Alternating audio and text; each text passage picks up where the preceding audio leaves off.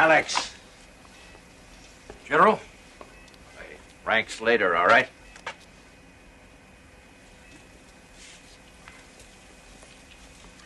So what's the job? With all the security around here, you think we're back in the Manhattan Project.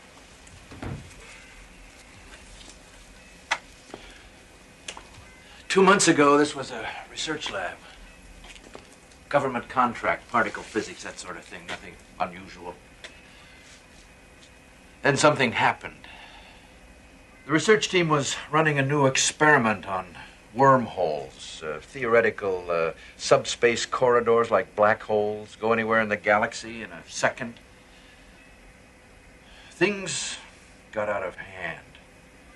When they cleared away the rubble, they found what's on the other side of that wall. Here. Better put these on. They'll help a little, but try not to stare directly into it.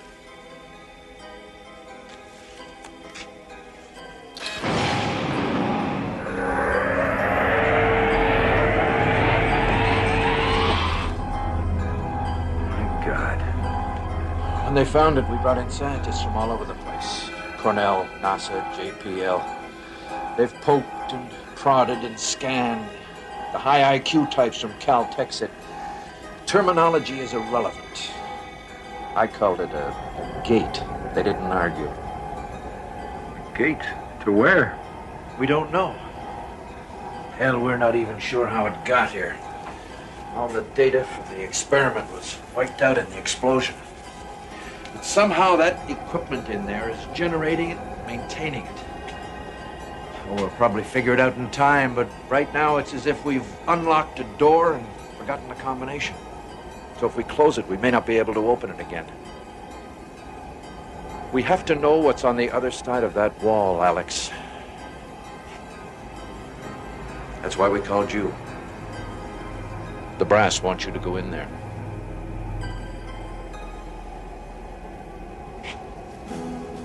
Alexander McAndrews, former test pilot, with a paper trail of commendations and a closet full of broken records. A man for whom the unknown is to be faced, not feared, conquered, not surrendered to. Alexander McAndrews, who is about to face yet another unknown. But this one is unlike all the others, for this one burns at the very heart of the Twilight Zone. You weren't the first one on our list, Alex. They went before you. Second Lieutenant Emilio Perez, Sergeants Evelyn Marks, Len Sinclair, and a captain, Henry Kincaid. They volunteered. We gave them the best equipment we had. And one by one, they went in that gate. None of them have come back. No contact?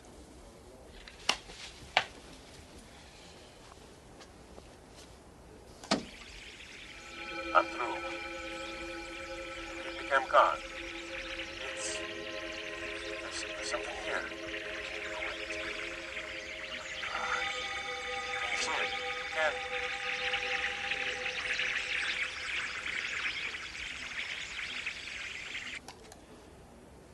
Maximum contact time, 10 seconds. It's static. 4 people, Alex. 4 good people. The State Department wants to close us down. Just pull the plug. Try to forget it ever happened. Pentagon wants to push ahead on grounds of national security. But as far as I'm concerned, those people are still alive, and if there's any chance to rescue them. Understood. I didn't want you for this, Alex. You've paid your dues and then some. Don't know if you've heard, but I got the word last week. Seems like I'm getting a little bit too old to be a rocket jockey. Putting me behind a desk. I can't live with that, Greg. So, given the choice, it'd be a great way to go out, wouldn't it? You'll come back. If anyone can make it, you will. You're a good soldier, Alex. That's what Sarah said the day she left me. Good soldier. Always ready to follow orders, do his duty. Last chance. You don't have to do it. Look around, General. What else do I have? So where do I suit up? Systems check beginning by mark. No interference. Reading 5 by 5. Recorders up and running. All right. Need binary reprocessors. Field stable. Is there anyone you want me to? I'll see you soon.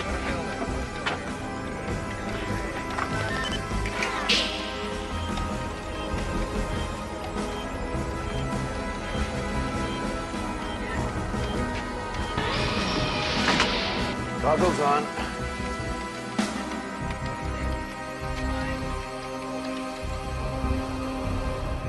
Okay, ray shield.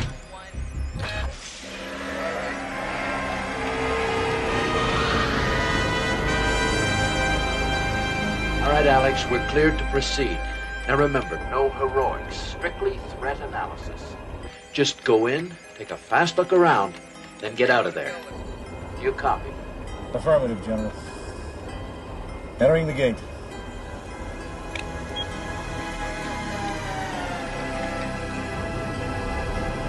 God go with you, Alex.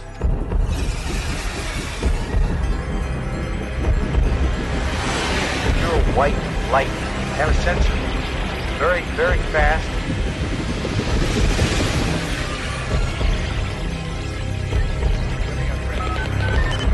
We're losing contact, General.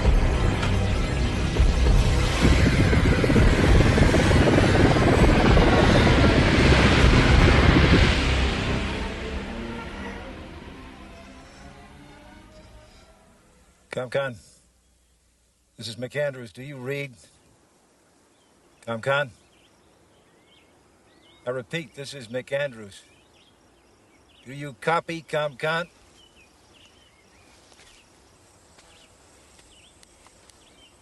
I don't know whether you're getting any of this or not, ComCon, but I'm gonna keep recording anyway. I found a glove. Appears to be one of ours.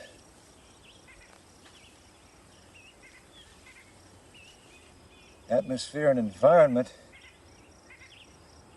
seems similar to ours.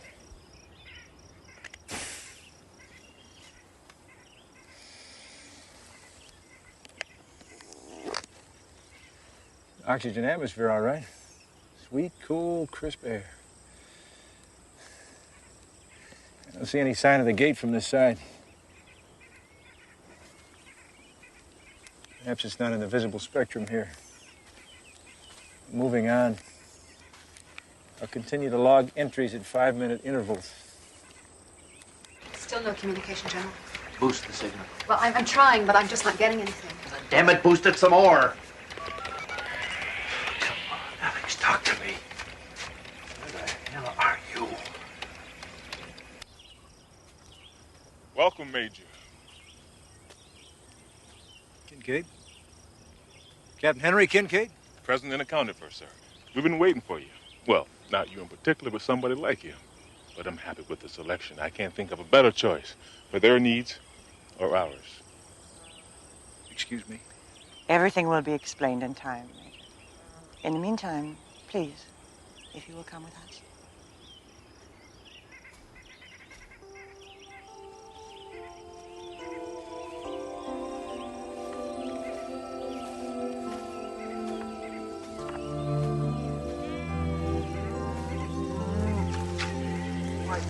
What is this place? Call it heaven.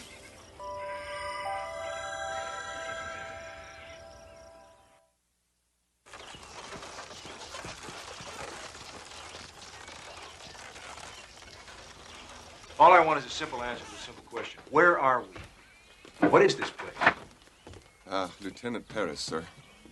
I'm the navigational specialist. I've been here about a week, and the stars... Well, Major, the stars are all wrong. I don't know where we are, but it's not Earth. And frankly, I don't think we're even in the same neighborhood anymore. Well, why haven't you tried to get back? We can't go back. We've surveyed the area. And as far as we can tell, the gate doesn't exist on this side. It only works one way, from there to here. Can you just welcome everybody? It is my prerogative as leader of this community. We are a peaceful people, Major. Not suspicious. Of supplies, we have plenty, more than enough to share. If this has become an unintentional prison for you, please be assured we'll exert every effort to make it a pleasant one. There is much we have to offer. They've told me about the world you come from, a place of such hate. Here we have no possessions to steal, no religion save one, the sanctity of life. No law, but to be kind to one another. That is why we were pleased to see it was you who was sent to us. They say you are a man of honor. It's the kind of place we've all dreamed about, Major. I think I'll reserve judgment till I've checked things out for myself. We encourage you to explore, and we will give you all the help we can, as we did to the others. I sense in you a man who's been searching for peace for a long time without finding it. Here you will.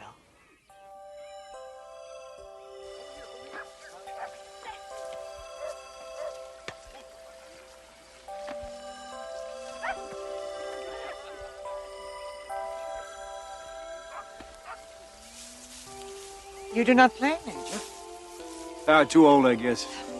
That will change. I'm not quite as old as you think. Have you had any luck trying to find the way back? None, you were right. Dawn to dusk, we searched every square inch of the area I came through. Nothing. It's a funny thing, though. The more time I spend here, the less I begin to worry about it.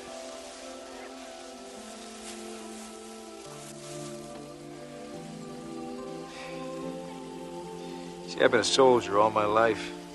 My father was, and his father before him. They said you have to fight for what you believe. They never told me what to believe. They told me I have to follow orders. They never told me why. Stay busy enough, though, and you don't worry about it. You have a family? Not really. My wife left me about a year ago. Said she didn't believe in bigamy. Couldn't compete with honor, duty, orders.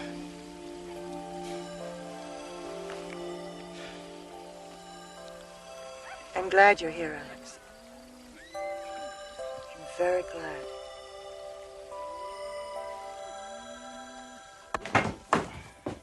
Evening, Major. I think Alex will do for now. You seen Barron? She was here a little while ago. She'll be back in a few minutes. Thanks.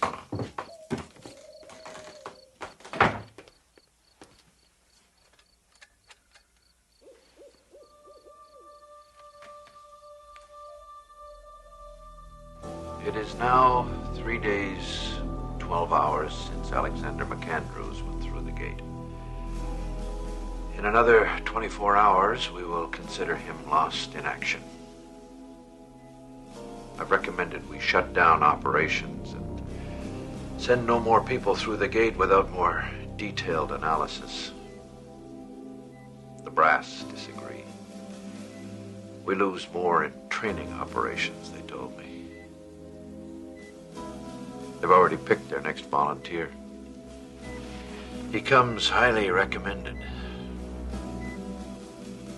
I don't know him. Thank God for small favors.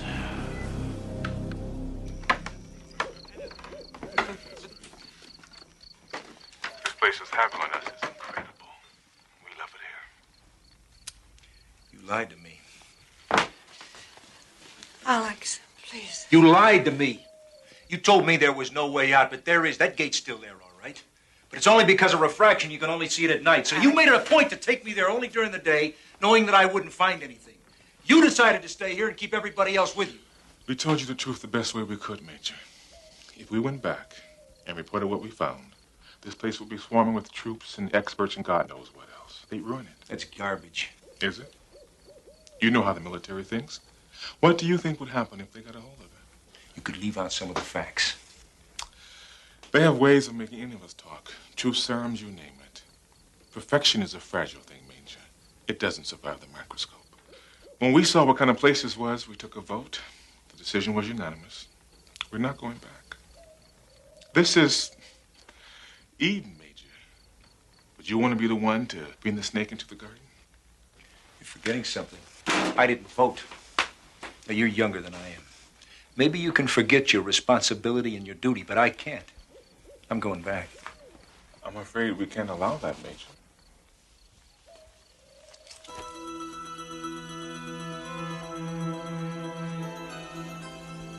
See how easy it is? The first solution of the angry man. How many other guns you want to turn loose here? I don't want to hurt you, Kincaid. But I'm ordering you to get out of the way. Then you'll have to kill me, Alex.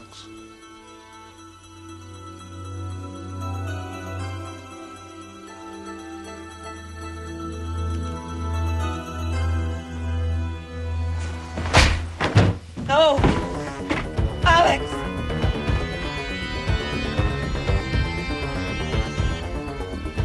Alex!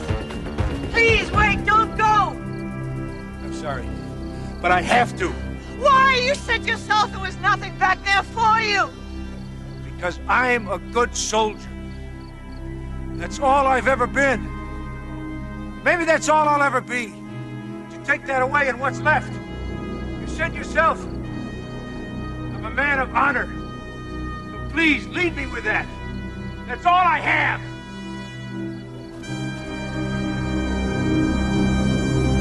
So you're convinced they're a totally agrarian society? Judging from everything I saw, yes. Any potential threat to security? No. Thank you, Major.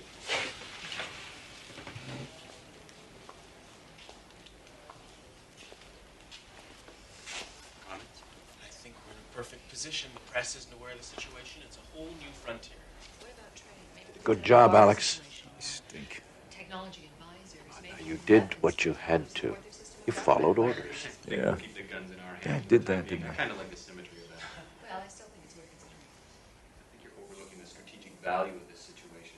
The first strike potential is enormous. There's nowhere we couldn't hit with troops or tactical nukes in a hot second. Hell, we could even store the stuff up there, and no one could take it out with a first strike. Tell me something, Greg. Get their hands on the same technology. Would you have let the snake into the Garden of Eden? Fortunately for me, that wasn't a decision I had to make. Why we have to go in now, so that we can call the shots. I mean, the Pentagon is dying for an opportunity like this, and we must prevent any kind of leaks whatsoever, or the whole thing is shot. What if we can open up more gates between their world and our Earth? We can use it as a transfer point for troops and material. Clandestine and preemptive actions could be achieved without detection. Alex! Alex, stop!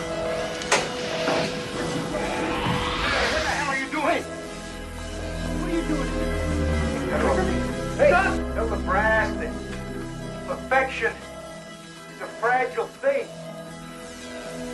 Tell them I did my job. And tell them I retire. Stop! Close that! What's going on?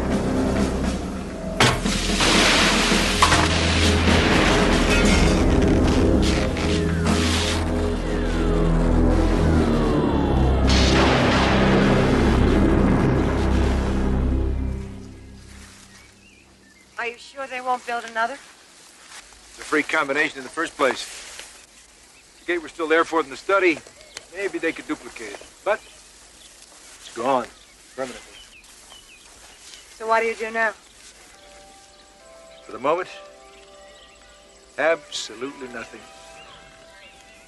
Major Alexander McAndrews, retired, who learned that there is a better world and that sometimes heaven is a place better left untouched by human hands. There may be one more commendation yet to come for the Major, one that says, for services rendered in the Twilight Zone.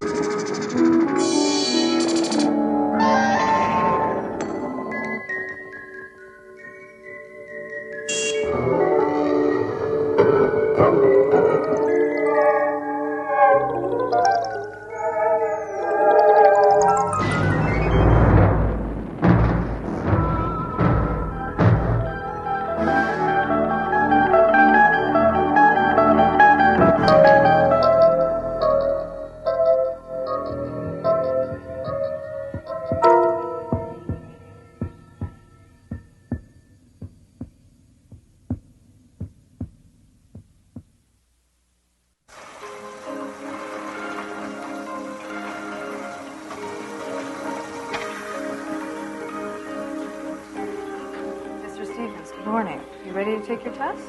Okay. I'll help you. Now? Okay, just step up on the treadmill, please.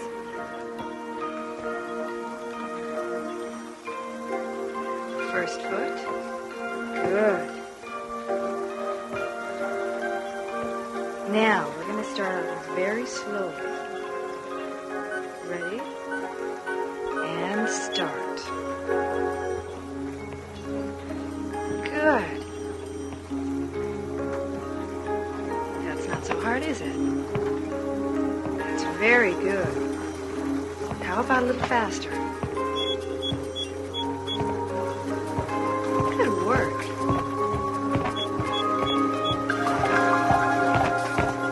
Don't be deceived by the youthful appearance of our subject, Darius Stevens.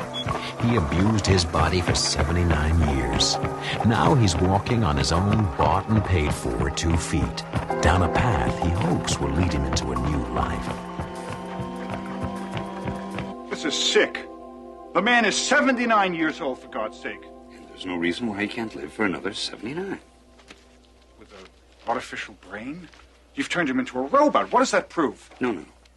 He's not a robot by any means. He's human. It's incredible. Back in the 80s and early 90s, this would have been impossible. But now, with ultra-miniaturization, the sky's the limit. Well, it seems to me the limit is good sense, and you've overstepped it by a long shot. Michael, please. No, I mean it. I mean, this experimenting with people's heads, it's outrageous. Go on, admit it, Wilson. You've never done this operation before on a human. I mean, what might work for a monkey won't necessarily work on a man. Even my father. It's true. Your father was the first human to receive a total brain implant. However, if things go as expected with the last neurological tests, he'll be ready to lead a normal life within days. Normal? Essentially, this is Darius Stevens. We reduced all the memories, all the facts, all the powers of reason, even the feelings that comprise what we knew as Darius Stevens into this microdisc. My husband has one of those in his head. No, this was just an interim step. We had to digitalize the data. Then, I'm sorry, I can't explain this without getting technical. He thinks, therefore he is. Oh, how philosophical of you, Doctor. But let me address another question. As I understand it, my father is just about now 60% machine by weight. Does that sound very human to you? Maybe I'm asking the wrong person. You're a mechanic. You're a man of medicine. I don't think we need to discuss this any further. Thank you for everything, Doctor. We're not out of the woods yet, Anita. Darius was a very active man. It'll be your job to see he doesn't overdo it. I will. See you later. So, when is the Tin Man getting back from physical therapy? Michael, I've had just about enough of your cynical attitude. Sounds to me like you'd rather have him dead. Oh, really? It wouldn't have anything to do with you wanting to take over his company, would it? The fact is, the man is brain dead. And at the very least, he is not competent enough to manage his own affairs. The man is your father. No, he was my father. But this bunch of circuits and tubes and wires and pumps Now, are you get this nothing. straight, Michael. As long as I am in control of his medical care, I don't want you or anyone else interfering. You don't say so. Let me tell you something, Anita. He was my father for 50 years. He was your husband for 6. You tell me whether I can interfere or not. The man is dead. I accept it. Why can't you? I look pretty good for a dead man, wouldn't you say? Michael. You look wonderful, darling. Thank you. I feel terrific. What are you staring at? You look like you've seen a ghost. Oh, Michael has his opinions as to whether or not you're actually here. Maybe you're expecting the Frankenstein monster. Hey, Wilson is a Harvard man, but he's not that bad. Hey, come on now. Don't ever forget I'm still your father, right? You're my son. Well, I've got to be going. Stevens Incorporated can't run itself. Don't worry, Michael. I'll be back tomorrow.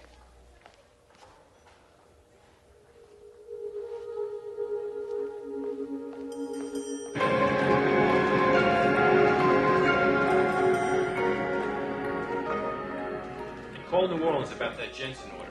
Don't forget to tell Harris about the sales meeting in Phoenix. And have Stein drop some projections on the Western region. I want them on my desk by the end of the day.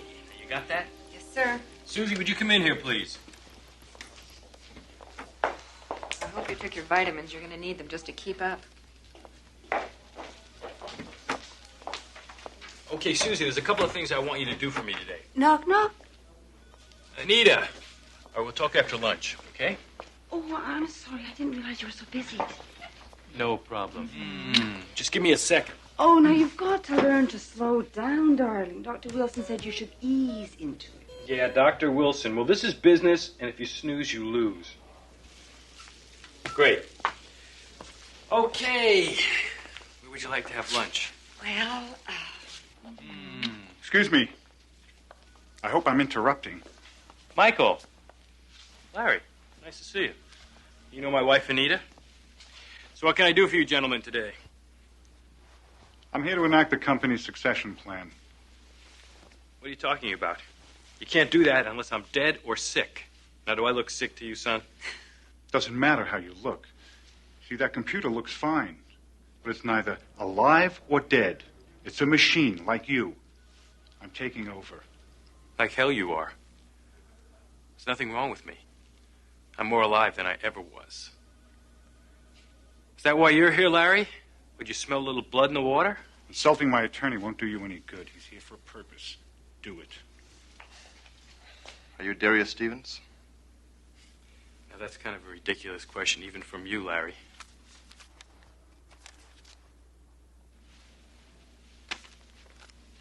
Hey, what's this? It's a summons to appear in court. You left me no choice. What are you trying to prove, Michael? What am I trying to prove? That Darius Stevens is dead.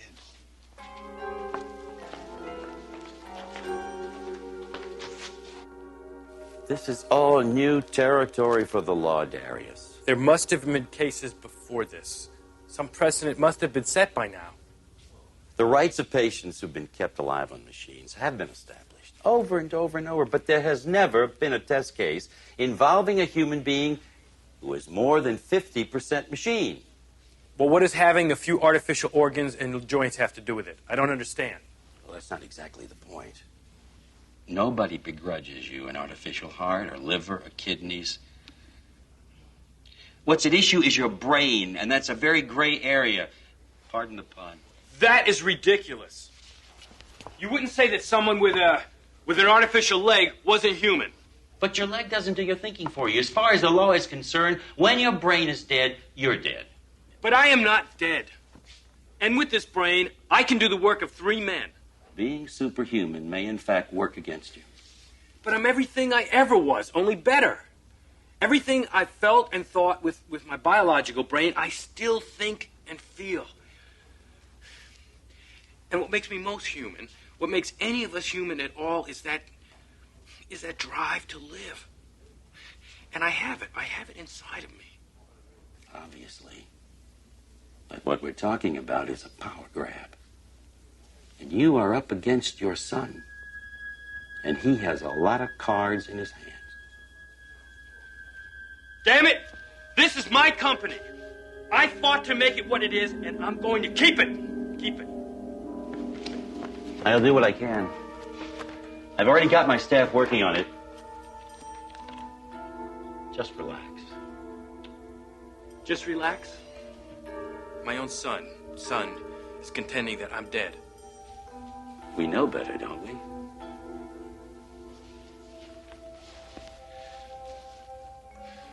Well, I'm not going to sit on my hands, Dave.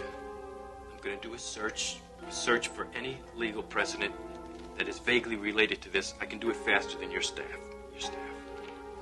Fine.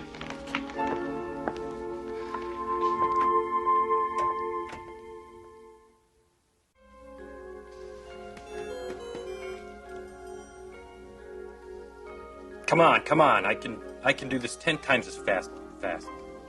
I am processing the data within normal specifications. Well, increase your specifications. What did I do with that readout?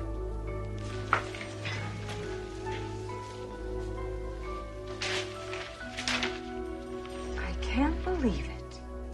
Oh, hi. Don't oh hi me. The doctor said you should take it easy. Well, in addition to my legal problems, I have a business to run and a wife to support. I wouldn't be much good to you if I was broke. Well, you won't be much good to me if you're dead either. Honey, I'm really up against it now. I know. I can't believe Michael would do this. Well, we have to believe it. The hearings start in a week. I'm going to need your help and understanding. I'll be pulling some long hours to get ready for this. Are you okay, darling? Yes, I'm all right. Why? It's the way you're talking. You're repeating words. I'm sorry. I didn't realize it. I'm probably just tired.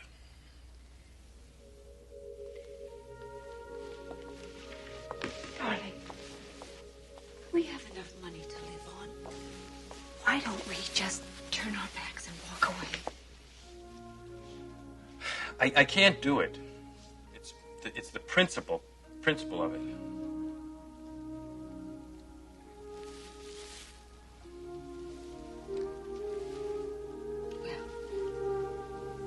You can count on me to help you in any way I can.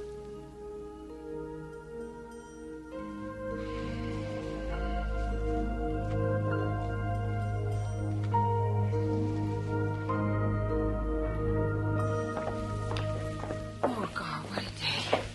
I'm going to fix myself a drink. How about you, Dave? Oh, thanks. I gotta go home. I've seen so little of my family in the last couple of weeks, my wife thinks I have a woman on the side. Darling, can I fix you anything? No. I was hoping we could go over the Supreme Court opinions. There's one in particular Give that me a break. We're doing fine. Okay. Where do we go from here? Day after tomorrow, we'll present our concluding arguments, and it's out of our hands. But tonight, I'm going to go home and get some rest. I think you ought to, too. You sound exhausted. I know I am. Good night. Good night, Dave. You didn't even say goodbye to Dave. I'm going over these opinions. I'm a little bit preoccupied right now. Why don't you go home? Darius Stevens, don't you dare try to dismiss me like that. Look, I'll read these. And you read those.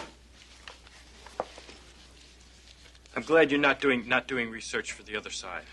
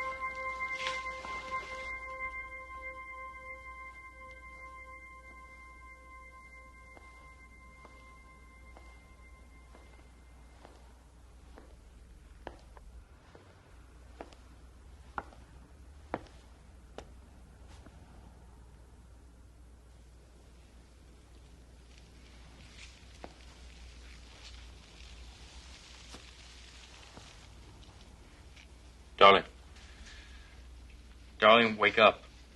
It's time to go home and go to bed. What? I'll come back tomorrow and finish my reading. Don't you ever let up. You know what they say, the early bird catches The world. Are you okay? I guess I'm just tired. I think you... Bad sector. Invalid file name. I think you better call the doctor. Call the doctor. Retry bad entry. Invalid error. Retry. Bad sector.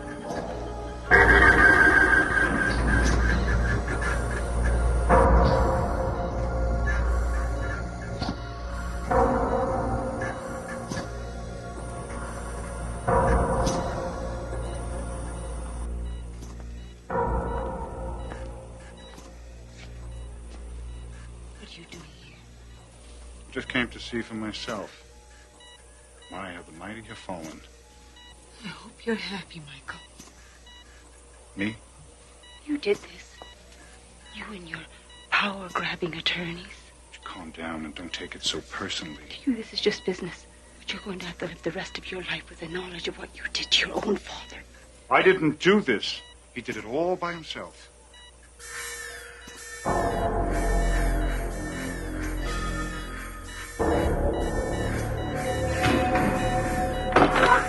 What's happening? What's happening? What is it? What does it mean? What is happening? What's happening? Just Doctor, we have renal failure. I knew we should have shut his kidneys down when we first came in. Power drain is just too much. Losing systolic pressure. What does that mean? Anita, Michael, wait outside. Wilson, I think I have a right to be here, and I'd like to... Outside now.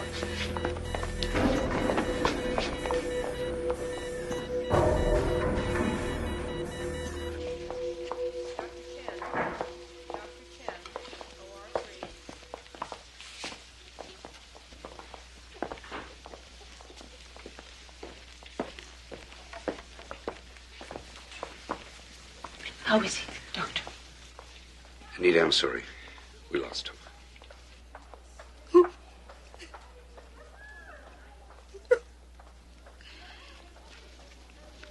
I want to be with him.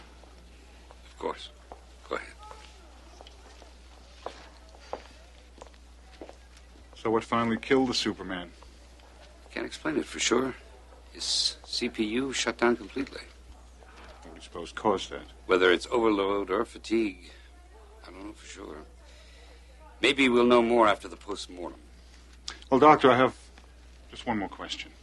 Yes, Michael. This time he really is dead. Thank you. I'll make the arrangements.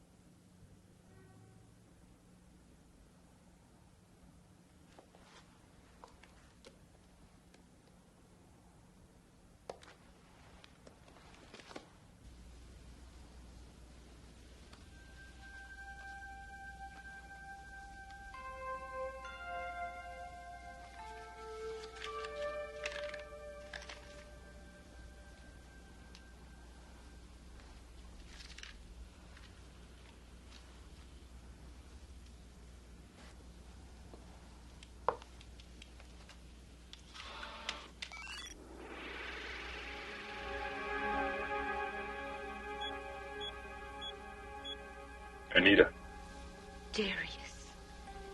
are you alone? Yes. Well, obviously things didn't work out like I planned them. But I thought you were... Dead? Oh, no. There's still some kick left in this old man yet. Damn Wilson and his prototype anyway. I knew a Harvard man couldn't pull it off. Darius, it really is you. You're darn right. But you're going to have to be my arms and legs now. We have a real fight ahead of us, Anita. Fight? Oh, you didn't think I was going to take this lying down, did you? But are you really alive? Well, that's what we're going to have to prove, isn't it? Now, first, I want you to fill me in on everything that's happened the last few days. Then I want you to go down to the Hall of Records and bring all that information to Dave so he can compare that data with the data recorded at the hospital. Then you'll have to bring Wilson into it because he signed my death certificate.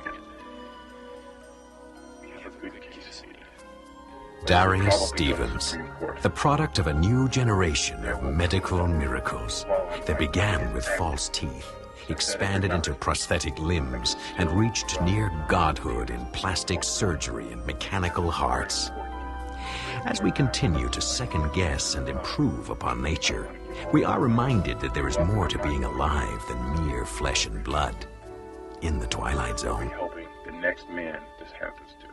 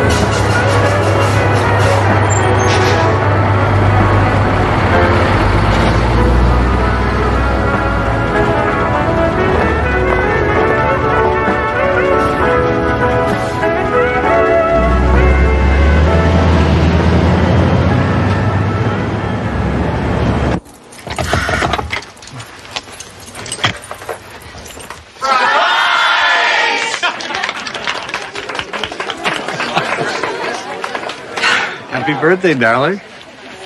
Surprise? Surprise is not the word. I'll get you for this. Oh, no wonder everybody went home early. Thank you very much. Hi, Rob. Hi, Rosalie. Happy birthday. Hello. Happy birthday, Christy. Shauna. Well, go on, Mark. Take her coat. My coat? I'll stay a while. I guess I'll have fun. You will. You look like you could use a drink. Yeah, I think he is a good one. Yeah. How do you hang on to him? Him? He's got this thing for older women. Make a wish, darling. Christy? Yeah. Maybe you should use this.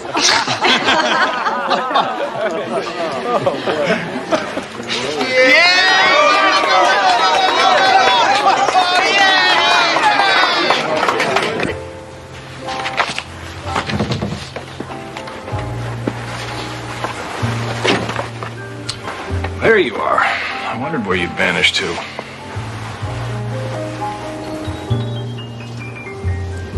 How's the party? I guess that wasn't the very best idea I've ever had, huh? No, it was sweet. You're sweet. Just hate birthdays. Birthdays are fun. Fun? Yeah, they're fun when you're 10 and you're hoping for a new bicycle. They're fun. But when you're 40 and you're worried about your ratings, they're a cruel joke. Oh, I wouldn't worry about it. You've still got at least 5 good years on your warranty, and then after that, I can trade you in on a couple of 20-year-olds and a nymphette to be named later. Should I kill you now or torture you first? Come on, it's not that serious, is it? It's easy for you to say, Mark. You're getting character lines and I'm getting crow's feet. That doesn't go over big in television, especially if you're a woman. You are the best anchor in town and the most beautiful woman I know. Just saying that to make me feel good. So say some more, dummy. Well, one picture is worth 1,000 words. What's this? Oh, I remember. This is that little hotel in Santa Barbara. Yeah, it is. And I have got us booked in there for 3 days next week. Why But not? there's more. What? I have got front row seats to the annual Shakespeare Festival. Oh, Mark, don't tempt me. Why not? It's a tough job, but somebody's got to do it. Come on, you've got some vacation days stored up. They can find some fill-in for you. That's just what I'm afraid of. I mean, you know, fill-ins become replacements. We'll take the anchor chair with us. Would be nice to get away. Yeah. Just the two of us. I love you.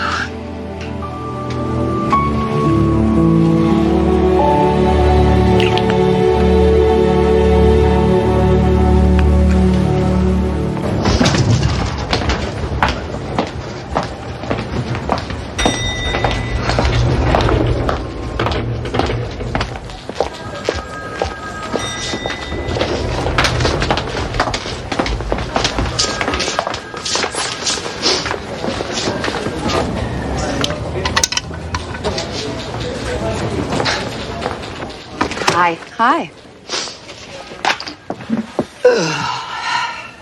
You look tired. Are you okay? Don't be smug, Shauna. You'll hit 40 someday, too. You won't like it any better than I do. I hit 40. Years ago. God, Shauna, I'm not in the mood. You don't believe me, do you? No. Here. 1939. That's incredible. What did you do? Have a facelift? Now, what? How?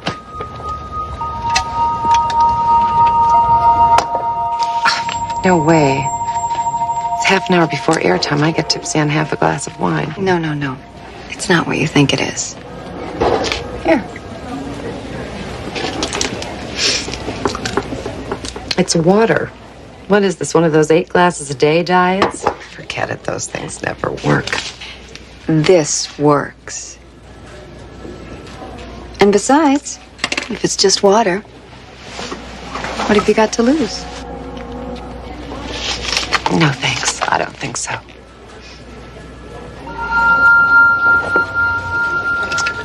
Suit yourself. Okay, Christy, final copy, kiddo. We're going to lead with the fighting in Nicaragua and then move right into the riots in Cape Town. Get some very hot footage off the satellites. So that bumps Shauna's piece on the pandas? Hard news only at the news break. Thank God. She'll be on with you at 6. And speaking of Shauna, she's going to be filling in for you next week. You got any problems with her? No, I guess not. Have a good one. Good afternoon. This is Christine Copperfield with Newsbreak. Sandinista forces. Hey, Bob. Marty, where can we talk? Oh, step over here. Fire began. In a pitched battle outside of the city, Contras inflicted heavy... I left a copy of the viewer demographics report on your desk. I want you to take a look at it before the meeting tomorrow. Why? Is there a problem? Yeah, there's some concern upstairs about our news division. Oh.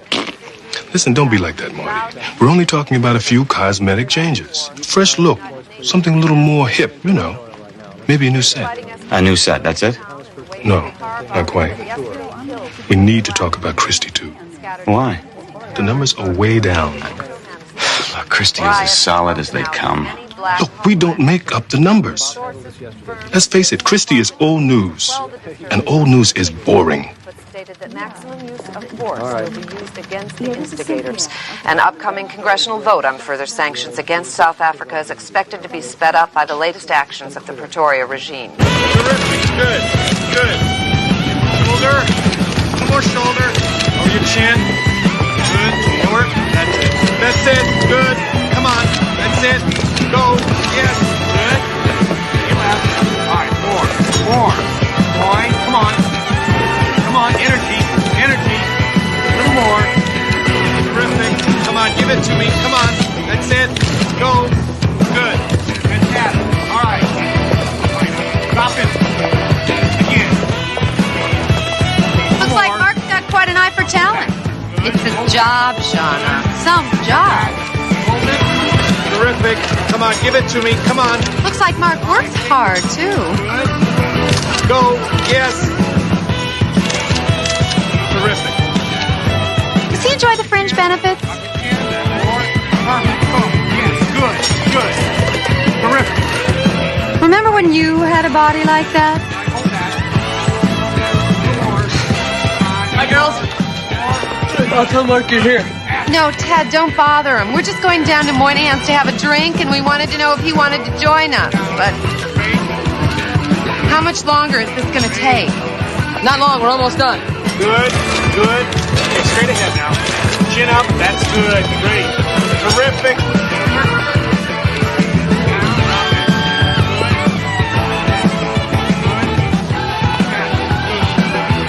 If this stuff really works, how come you're so anxious to share it? What's in it for you? Nothing. I get a free bottle from the distributor when I send them a new customer. I'm your friend. I just hate to see you like this. Trust me.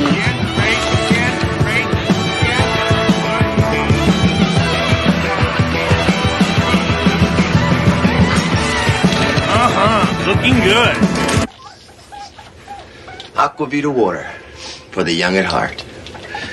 5 or 6 glasses to start. After that, no more than a glass a day. Key goes here, like this. Now don't lose it. Cooler won't work unless the key's in place. Never had to lock up my water before. Well, suit yourself. You don't mind a maid getting into it, fine. We don't have a maid. My boyfriend always says that if God wanted us to drink water, he wouldn't have invented beer. Is this stuff really going to make me young? Nobody can make you young. Aquavita water make you look young. Hey, that's all that matters, right? Well, that's a pretty superficial attitude. I'm a superficial kind of guy. How much do I owe you? Oh, there's no charge for the first one, Missy. Missy? Can I ask you a question? How old are you? Don't ask.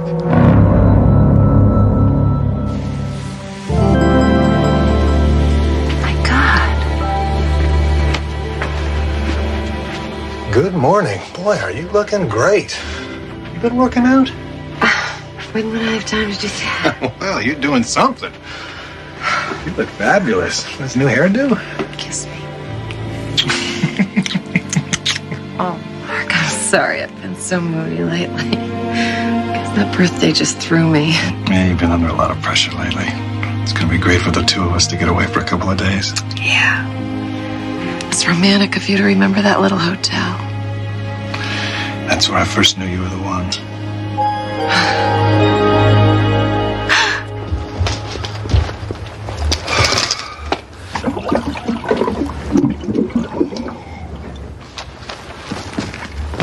Christy! Ready to go? Yeah, I'm coming.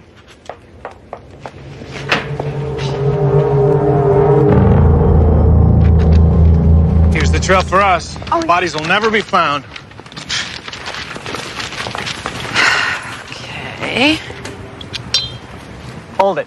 Oh, honey, haven't you taken enough pictures of me already? I know what you want.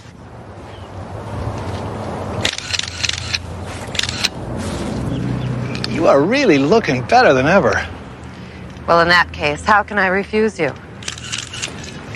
Miss Bicycle, 1986. There it is. There it is. Wow, that's what I like. Oh, great. These are great. Yes.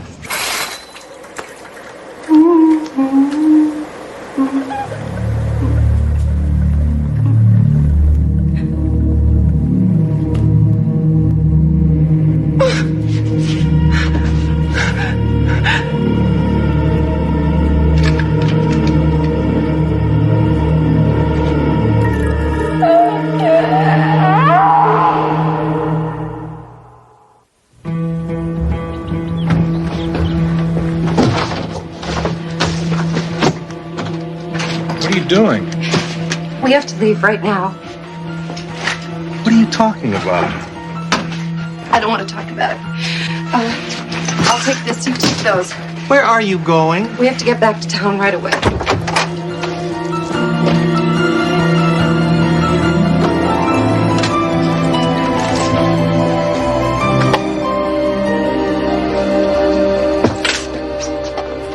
Well, what do you know? This is still in one piece. Sign of a burglar. Toilet running over? No. So tell me, what was so damn important that you had to ruin our whole vacation? You'd never understand. Christy!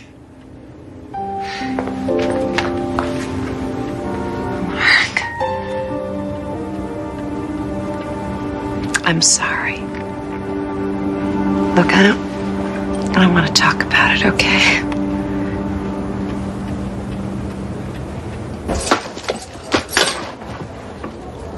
I wanted to ask you something about the water.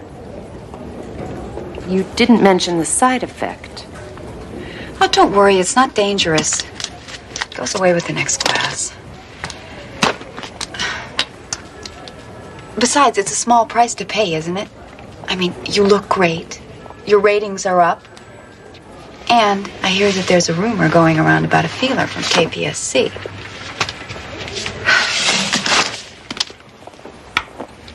Care to confirm? Well, I have to protect my sources, but let's just say I'm grateful. And if I do make the move, I can put in a good word about the anchor chair. Thanks, but no thanks. I'm perfectly happy on features. I'll take my pandas over politicians any day. But if you really are grateful... You know I am. I owe you one. I've come up a little short this month. Could I ask you for a small loan? Sure. Sure. What do you need, a couple of hundred? I was thinking more along the lines of a few thousand. That's a lot of... It's not a lot of money. Between friends who help each other out? Sure.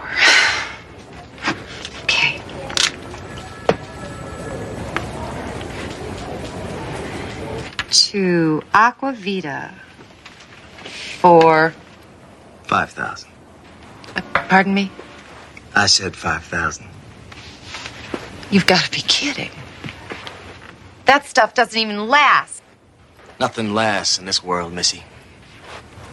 Didn't anyone ever tell you that? $5,000? That is infuriating. I could have you investigated, you know. I mean, what kind of racket is this? If you don't want it, I'll just take it back. No, damn you. Then that'll be 5,000. And I'll take your check today, but next time, it's gonna have to be cash.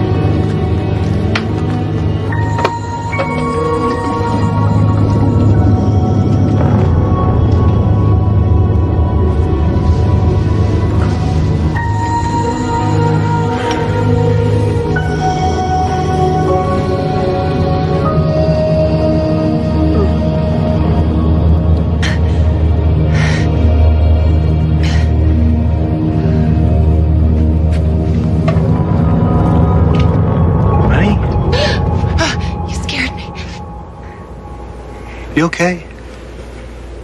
Yes. Yes, I'm okay. Why do you ask? I don't know. I was just thirsty, that's all. Go back to bed. If you wanted a glass of water, the bathroom's a lot closer. I didn't want tap water. Since when? You've been drinking tap water for years. You know, ever since you started with this water, you've been acting weird. What's with this stuff? Maybe I ought to try a glass. No, there's not enough. I mean, Mark, you don't even like water. You're the one who always said that if God wanted us to drink water, he wouldn't have invented beer. That's called a joke. Used to be able to recognize him without my pointing him out. What is wrong with you? Nothing that a little privacy wouldn't cure. I just don't like being cross-examined, that's all. Maybe you're right. You want to be alone? Fine, be alone. I'll be staying at the studio if you need anything. Good.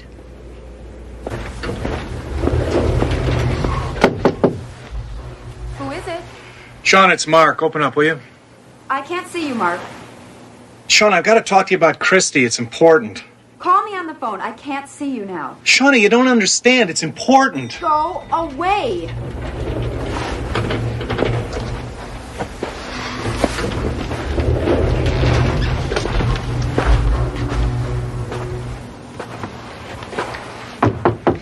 I said go away. It's Aqua Vita. Oh, I'm sorry. Just a moment.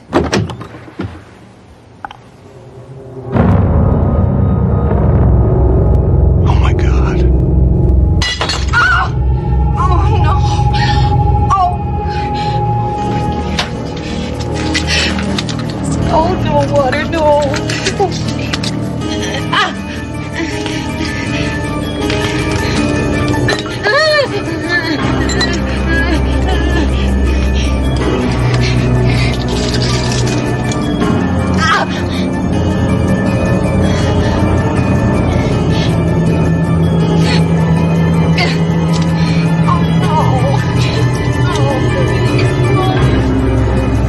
Stop it! Go away. I don't want you here. No, no! Damn it, give it back to me. I need it. I need my water. Stop it! Now stop it! Talk to me, Christy. I love you. What the hell is going on? You never believe me. Try me.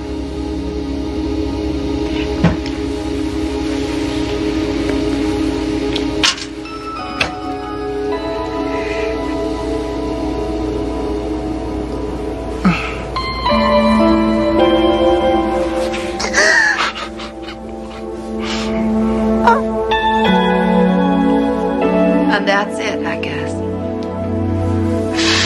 You gotta stop. You know that, don't you? You didn't see Shauna. I did. You've got to stop now. I can't. I want to, Mark, but I can't. Look at me. I'm old. No, you are not old. You only look old. There's a world of difference, Christy. You know that. You're not Shauna. You know, the station will let me go. It's not gonna be easy. But we've been through bad times before. There are other jobs. You're a journalist. You're a writer. You're not just a face. You'll get something. What about us? What about us? You don't see me going anywhere, do you? I love you.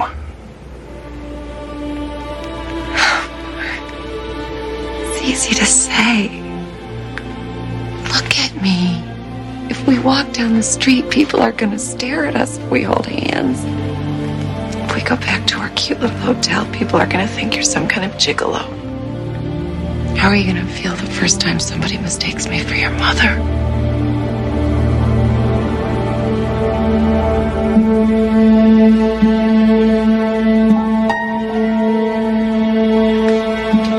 What are you doing, Mark?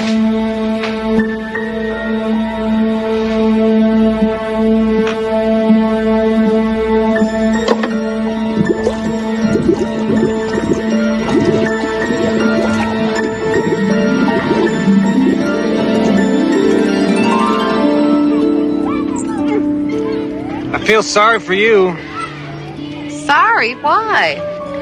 You're stuck with a dirty old man for the next 30 or 40 years.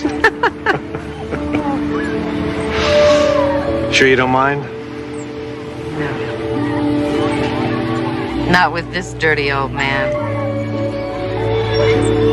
It makes me young. In here.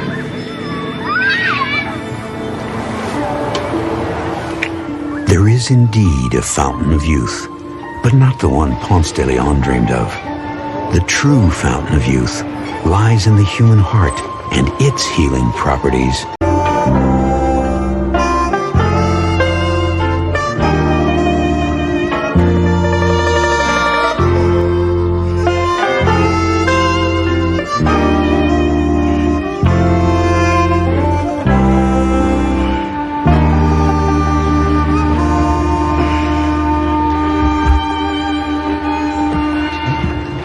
You still here? I'll come back and get my things after my shift. Yeah, well, you just might find them in the front yard. You want breakfast? Well, I was gonna go up and eat at the cafe. No, you don't. Now, you can go on and tell Les and Bobby and Charlie that I threw you out. But I ain't gonna have you going to work eating cafe breakfast here. Thank you. I appreciate it. Melissa, look. This whole thing just one big mistake, baby. I swear that girl don't mean nothing to me. She meant enough for you to go and sleep with her. How many times I got to say it? I am ashamed of what I did. You ashamed of what you did, or you ashamed because you got caught? Well, what you want me to do, huh? I mean, you want me to beg you for forgiveness for the rest of my life? How the hell you want your eggs?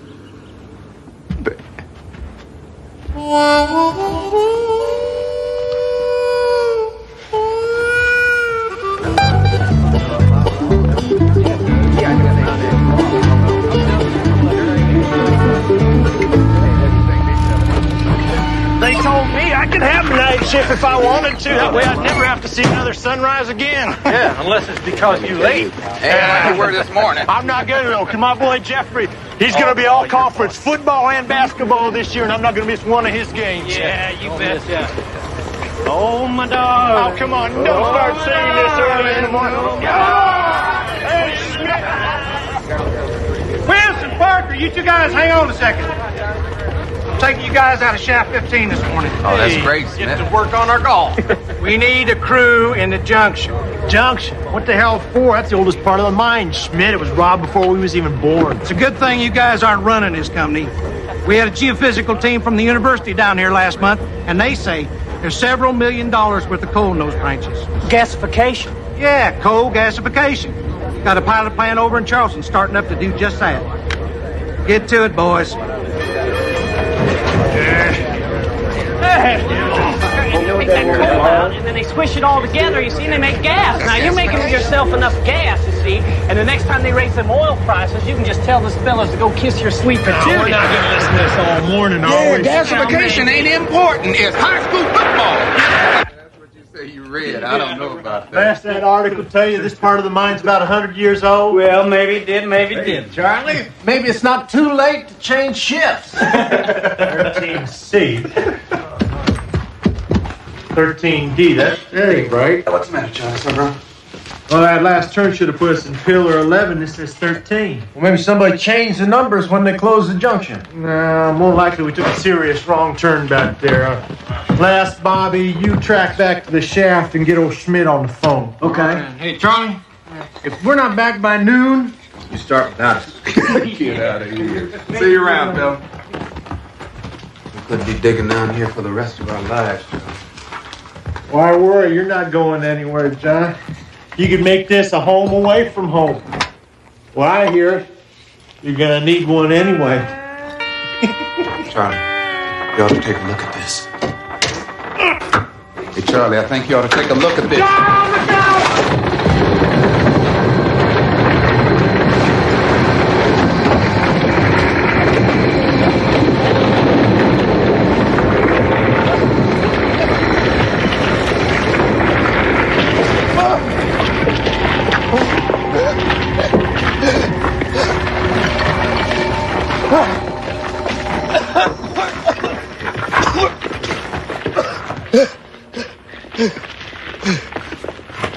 Charlie! Charlie! Charlie! Charlie!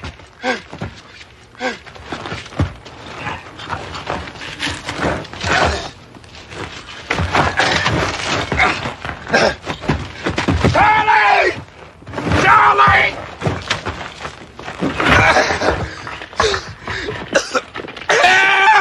Help!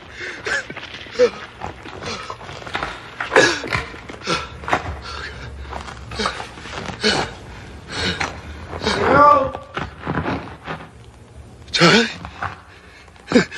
Charlie! Charlie! Help! Somebody there? Who's there?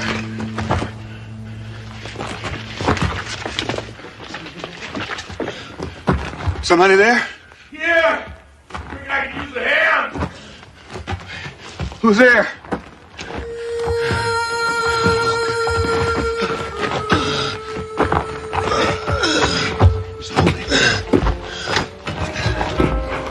Huh?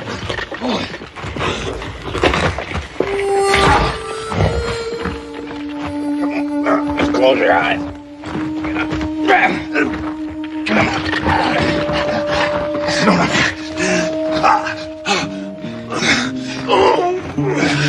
Thanks. No problem, Dave. I like to broke my leg. Here, let me take a look at it. Don't touch me. Come on, let me take a look at it. Yeah. Now look, I think it is broken. I'm gonna make you a splint. You ready? What's that? What? On your wrist. That's a wristwatch. Hey, come on, man. I need that. Now, you ready? Yeah. All right, hold on. Just hold it.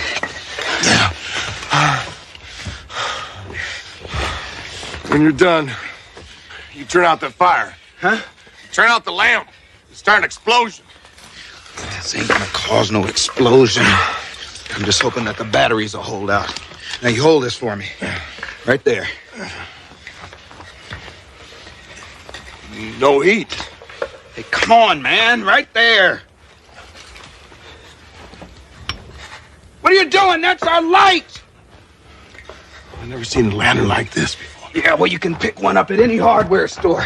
Costs you about $150. $50. That's 3 months' pay.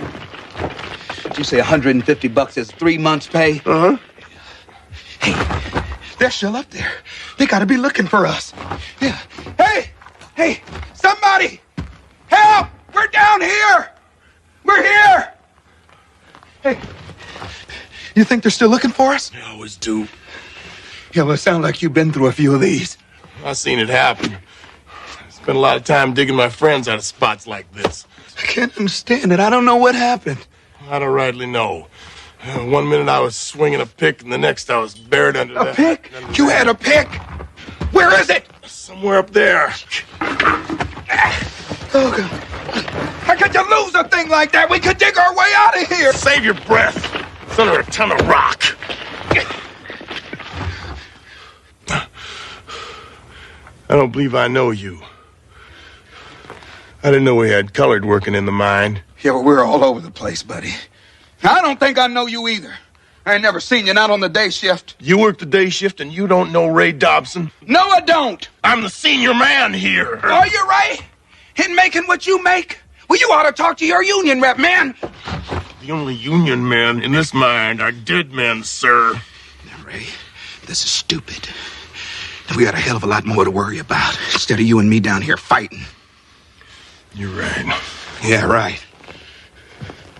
I'm sure your daddy told you the same thing that mine told me. Just like religion and politics, you don't ask a man what he makes. I wouldn't know. My pappy died when I was born. Cholera got him in 1877. Yeah, well,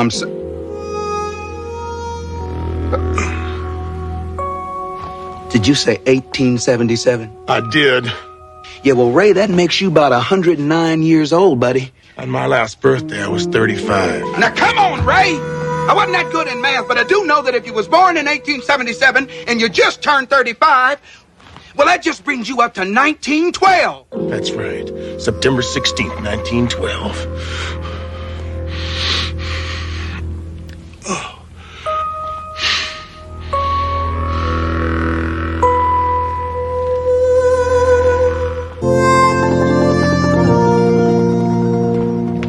There you are, Dottie. Did we ever get that letter from the school board? Why are you looking at me like that? Reverend Bailey, it is not my place to tell you exactly how to do your job. Oh, come on, Dottie. Why should you be any different? I thought you were going to deliver this letter to Melissa Parker yesterday. Well, I was going to do just that, Dottie, when Mrs. Ritter's husband called about her stroke. I had to spend the rest of the day at the hospital with the poor woman. Oh, I understand. I understand. Dottie, this thing's been sitting here how long? 60-some years? Since 1912. And for all we know, it's just some kind of prank. I mean, no one's ever steamed it open to see what was inside it. I don't believe anyone's ever bothered to tell Melissa Parker it exists. So it's a day late. Reverend Bailey, this letter was entrusted to the church because the instructions would be followed. And besides, until their wedding several years ago, there was no Melissa Parker. I'm duly chastened, Mrs. Clark. Of course, the instructions should be followed. Although I must confess, I see no reason to worry that it was delivered a day late.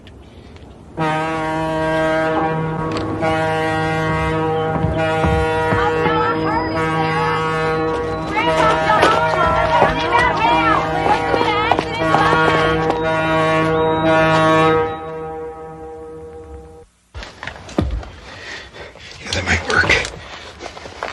Oh.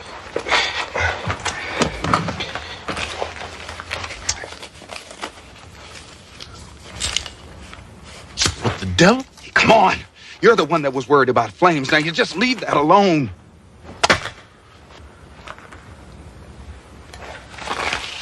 What's this? Well, the last time I checked, that was a $5 bill. Oh, yeah? Well, what do you call this? Counterfeit. This is a perfectly good silver certificate. Are we going to sit here and talk about this, or are we going to try and dig our way out of here? You can dig till doomsday if you want, and you still won't get 5 feet from where you're standing. Besides, you're using air. Why don't you sit down and rest, save your strength? Somebody's coming. Trust in the Lord. Lord helps those who helps themselves. I don't like this. Maybe I ought to be dead. Maybe I'm already dead. Then what does that make me? You're another ghost. Yeah. There's been a lot of cave-ins down here. Well, maybe you died in 1912. Well, maybe you're the devil himself.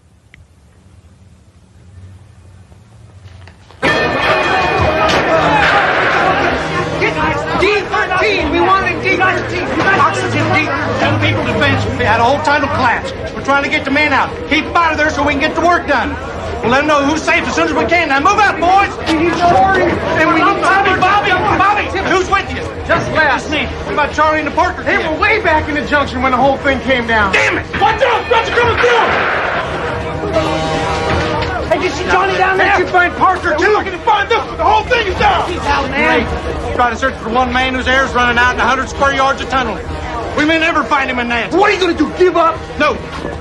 We got a few tricks. First, Tyler, get the rescue team over to the junction. Bobby will show you the way. Les, pull that crew out of Shaft 6, get them over to the junction from the other side. Have them get some picks and shovels. Okay. That's the only way. Okay. Come on, you guys. Let's move, people. Ray, this air's getting stale. Tastes like coal. You gotta take it easy. Stretch out the supply. Yeah, well, can we talk at least? Can't talk, you might as well die. Yeah. Anyway, I was seeing Abby Carter at the time. She had this sister, Sarah. A twin. They was always pulling the switch on me. Just so happened they pulled it the very night I was going to propose to Abby. I guess I was so nervous I couldn't tell the difference. I went right ahead and proposed to Sarah, who said yes. Abby was so mad at me she wouldn't talk to me for weeks. Which one is that? Is that Abby or Sarah? It's Sarah, of course. She's the one that said yes. Ray, she looks like a good woman to me. You married, John? Yeah. I've been married several years. Her name's Melissa. She was my high school sweetheart.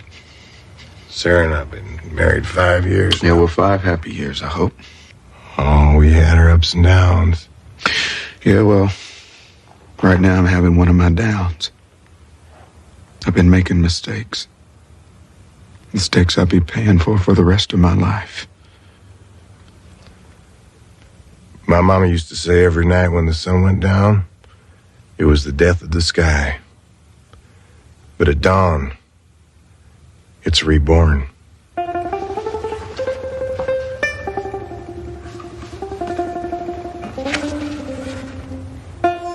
She's beautiful. Thank you. There's color in this picture.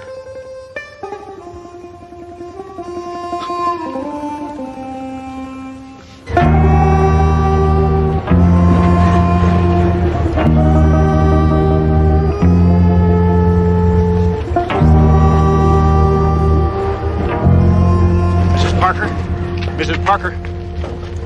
Melissa Parker? I'm not ready to see you yet, Reverend. This has nothing to do with the mine, Mrs. Parker. I've been looking for you. It's about a letter addressed to you. I don't understand. It's old. 74 years old, to be exact. What is this? No one knows. But you're Melissa Parker, as it says. I was supposed to deliver this letter to you yesterday so you could open it. Go ahead.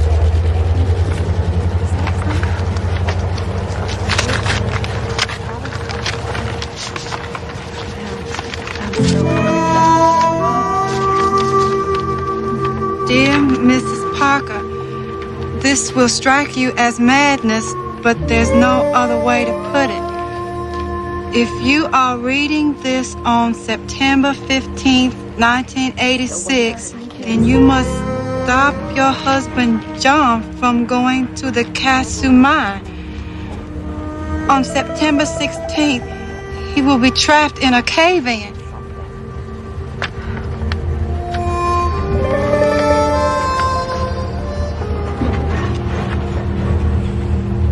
I don't want excuses, I want equipment, and I want it here right now! Melissa's on her way in here and she's got the Reverend with her. That guy works fast. What about the vent shafts, Dutch? Can't we check those? Junction's an old dig, Bobby. They didn't drop as many vent shafts as we do now. Yeah. We're just gonna have to face facts. Our chances of finding Parker are non-existent. I'm sorry, Please, Melissa. listen to this. John Parker is trapped in a junction in a tunnel opened September 2nd, 1912. Approximately 25 yards north of Pillar 11. Let me see that. Where'd this thing come from? It's been in a safe at my church for some 70 years. Reverend Watts showed it to me when I took over. Good God, Reverend, I can't pull my crews out of Shaft 12 right now. You don't just pick up and move a crew like that on some goofball idea. Parker's dying down there. Do it. Do what the letter says. Melissa, I'm Look, you're the one that sent him down there.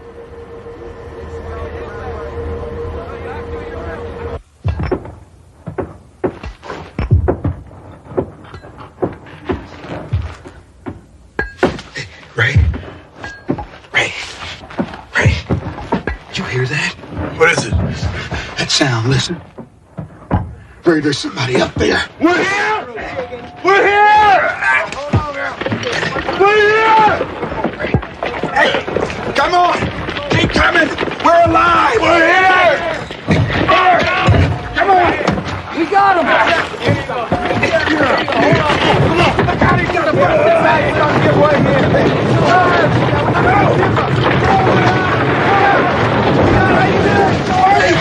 I'm down here!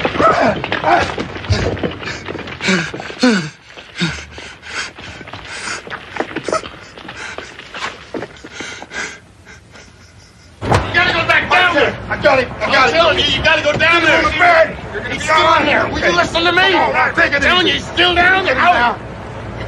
What's he talking about? He's only one missing. Too much dust, I suppose, makes him see things. Oh, Ray, you're safe, thank God. Oh, God.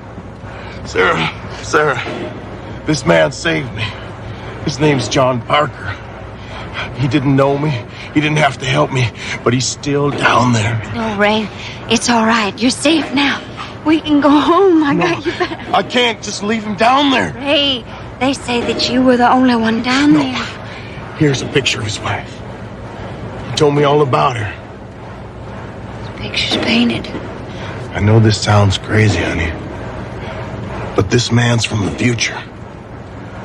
And somewhere, somehow, she's worrying about him just like you worried about me.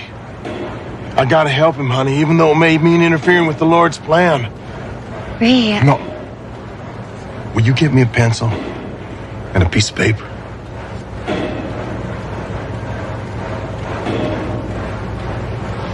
I don't understand any of this, but I love you. And I will help you.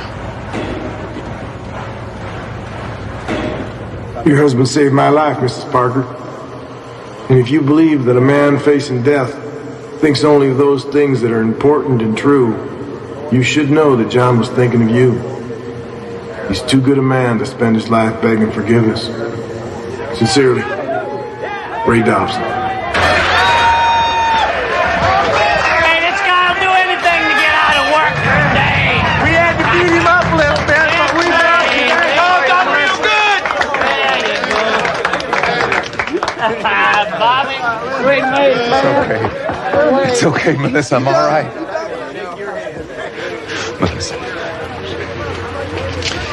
I'm sorry. I'm so...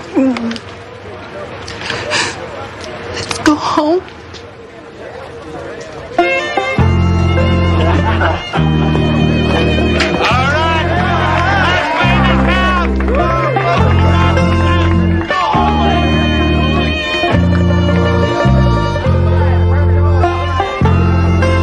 Staged a revolution in the art of isolation. Turn up the volume on your headphones and the world outside drops away. 16-year-old Keith Barnes has lived in this public seclusion for some time now. But tonight, the tiny radio on which he depends to keep people out is about to start pulling them in, thanks to a very special frequency that can only be picked up in the Twilight Zone. Good evening. And how are you this evening? Excellent. Jumbo.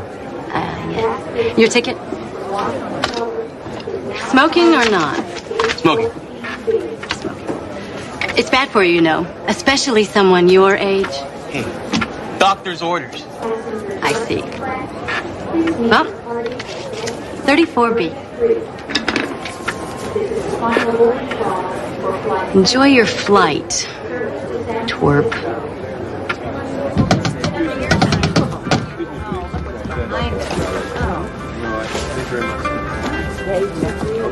No. Excuse me. Excuse me. Jambo.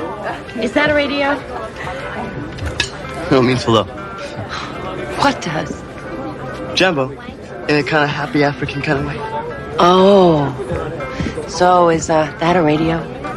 A radio? A radio? What you see before you, Madame. Kawazu 940. It features crystal lock tuning, quartz scan capabilities, and 12 Mondo watts per channel of pure power. It's a radio. We don't allow radios to be played aboard the aircraft. So please, turn it off. I just told you, Gloria, this ain't no radio. What's the problem, Gloria? Well, it seems our little friend here doesn't want to turn off his radio. Turn it off, bud. And put your feet down. Excuse me. Oh. My seat. Oh, excuse me, sir. Yes, 34A, right there. Let me know if you have any problems, okay? Okay. Excuse me. Catch a couple of plays. This is the smoker? Get something down there. Sorry. That's time to go. We'll take off the next. Only here it's pretty close to 8. Put on your seatbelt. Jambo, dude.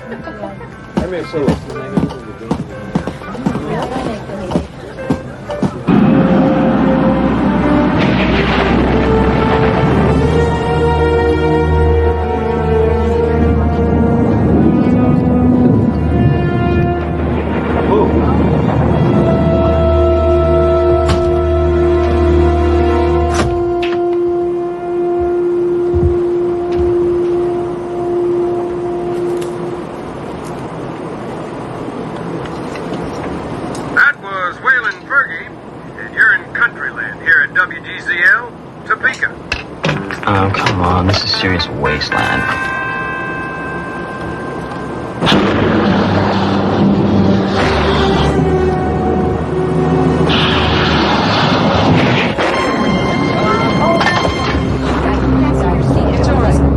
It's fine. Sorry about that one, folks. No damage done, though, and that should be our last. Great.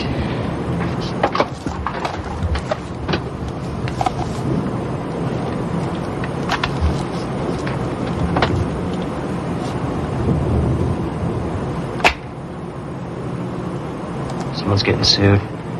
Would you please get out of there? Please.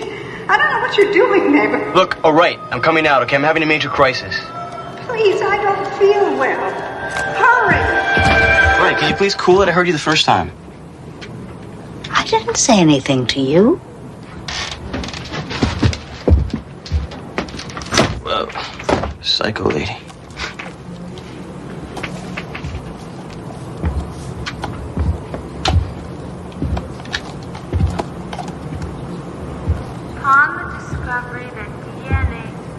Upon the discovery that DNA is a double-stranded molecule that contains complementary base pairings held together by hydrogen bonds. It was suggested that DNA was a plausible mechanism for the transfer of genetic information from generation. Wait, kind of cute. Ratty shirt though. Nice buns, I bet. I wonder what it's. Did you just...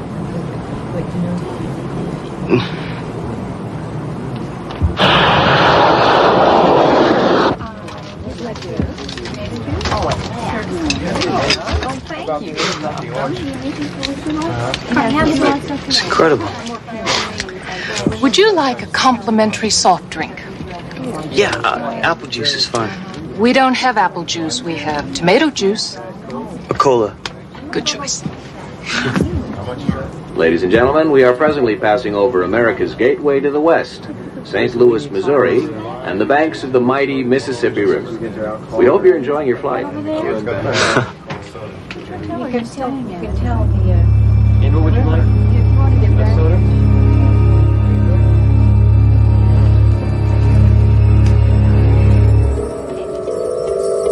Bureaucrats, incompetents, greedy, insensitive, reckless, playing God with people's lives.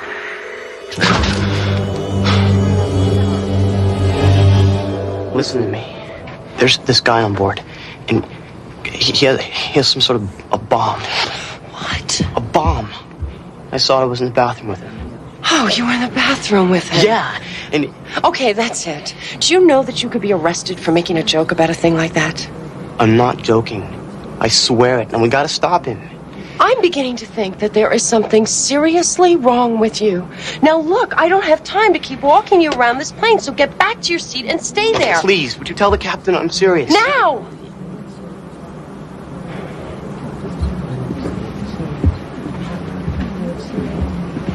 Gloria? Can I talk to you for a second?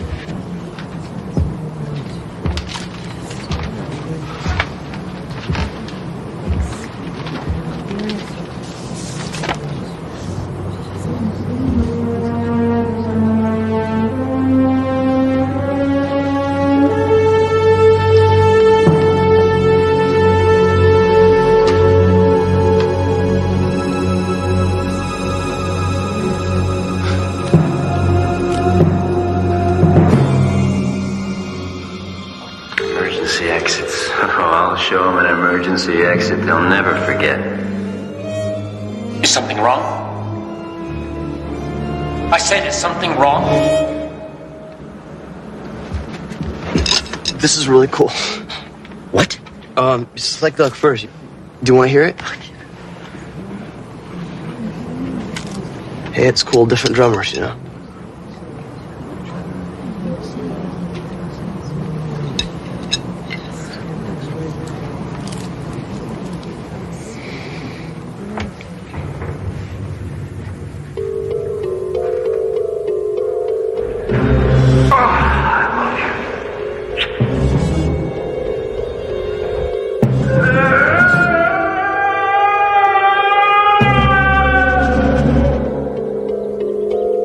Don't do it. Are you talking to me?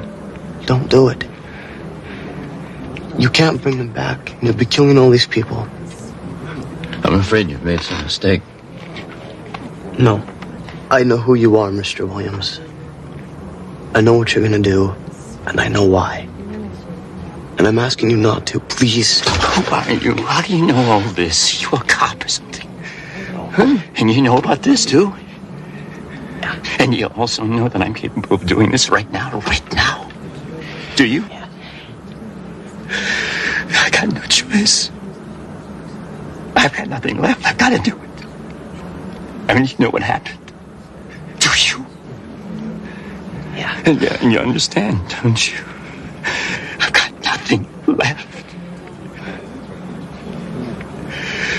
But the people who make these things, they have to be more careful. And they have to pay for what they've done. You see that, don't you? But it's not these people. It wasn't them. It's the only way they're going to learn. The only way. Now, you stay here. Not a word. I swear. I'll do it right now. No.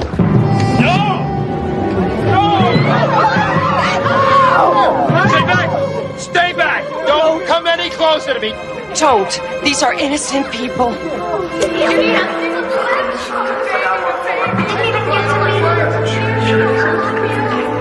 Is this the way it happens? No! Kill him! Kill the son of a... Afraid. I'm so afraid to make Man, you regret it. It can happen like this, not now. God, I want to live. What right do you have to do that? Don't. What about Jenny? She needs a father. Why isn't Daddy coming home? Where is he? Mommy? Daddy? Why?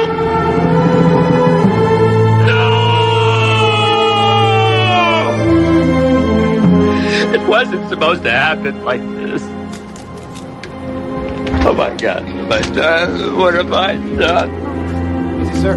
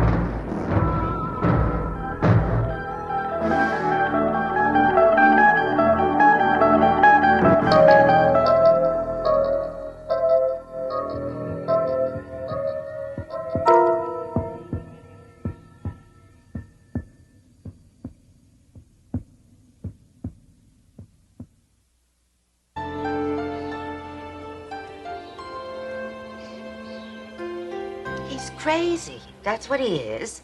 A loony. A nutcase.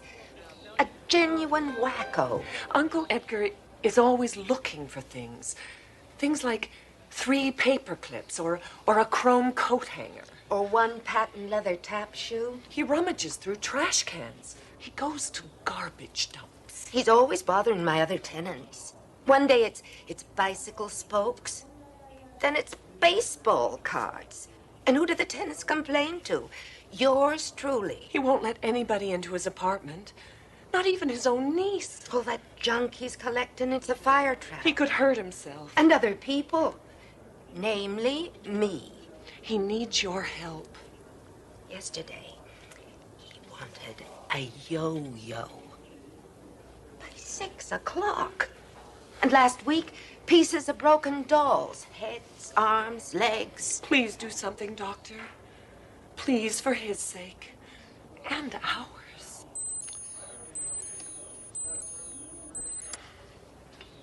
Of course.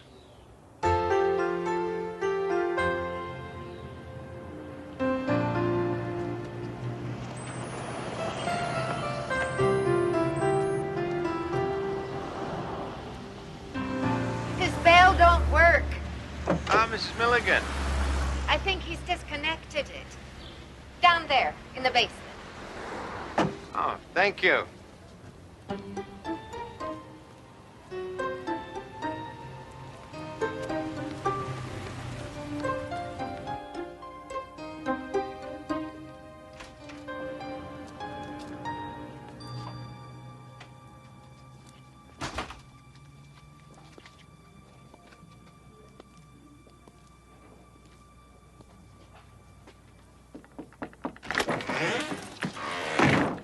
Thanks anyway, Mr. Pilchick, but I already found a brass thimble.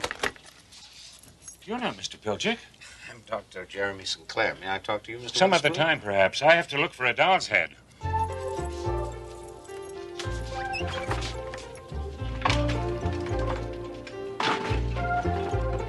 One old man in a private world of irrational urgencies. For Dr. Jeremy St. Clair, an all too common sight. But Edgar Witherspoon is a most uncommon old man with a secret that reaches out to the four corners of the earth, as the good doctor is about to discover. Your niece. She worries about you. She's a very nice woman, so tell her not to worry. See, a simple solution. Thanks for coming. It's been a pleasure meeting you, but I have to get on with my work. Your work? I bet you'd like to know what it is, wouldn't you? Yes. Wrong answer. You see a doll's head here anywhere? You mean like that? Ah, too big. Also brunette. I need blonde. And I need it in 5 minutes. And, what for? You want Santa Barbara to fall into the ocean? Then stand aside, sir. Stand aside.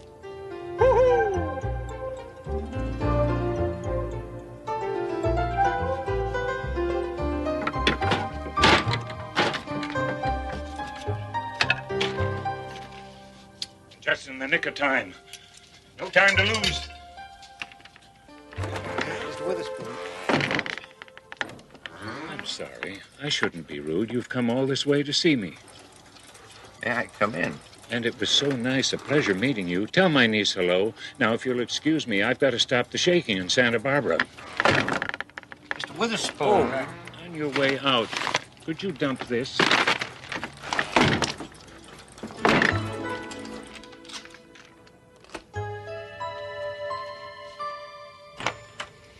Good afternoon, Doctor.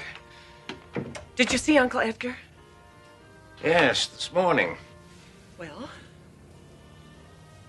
I wouldn't exactly call it a long conversation.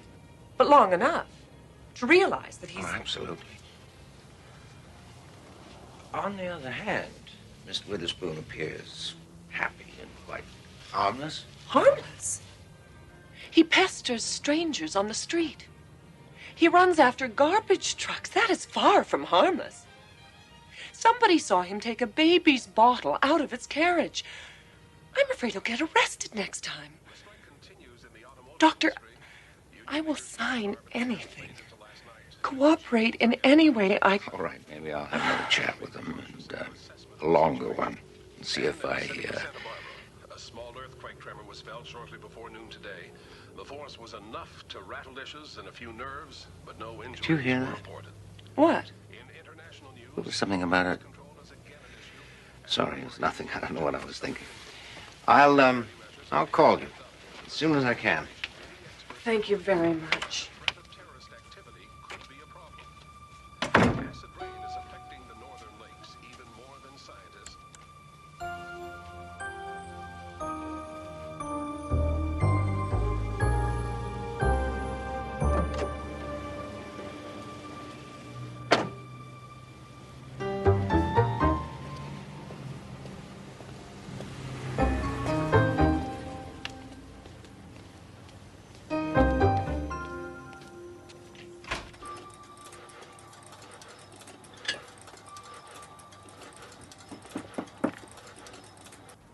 Mr. Witherspoon? Go away. I'm not home. It's Dr. Sinclair. I was here last week, you remember? Sorry, I wasn't home last week either. Mr. Witherspoon, I could legally force you to open this door to me. Is that what you want?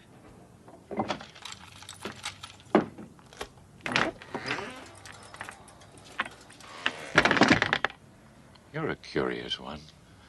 Odd, you mean? I mean nosy. I'm paid to be nosy. Curious, I mean. Really? Don't you think that's odd? Most people are curious for nothing. That's very nice for you. Are the hours good? Mr. Witherspoon, why do you collect dolls' heads, shoes, paper clips? I can't afford Rembrandts. What? Oh, no. Oh, no. As usual, it's been lovely. Please don't call again. I may have to. And next time it might not be so lovely. You understand what I mean, Mr. Witherspoon, wouldn't you?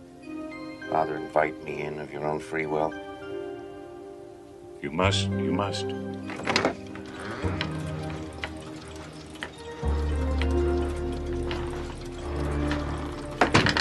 Be very, very careful where you walk.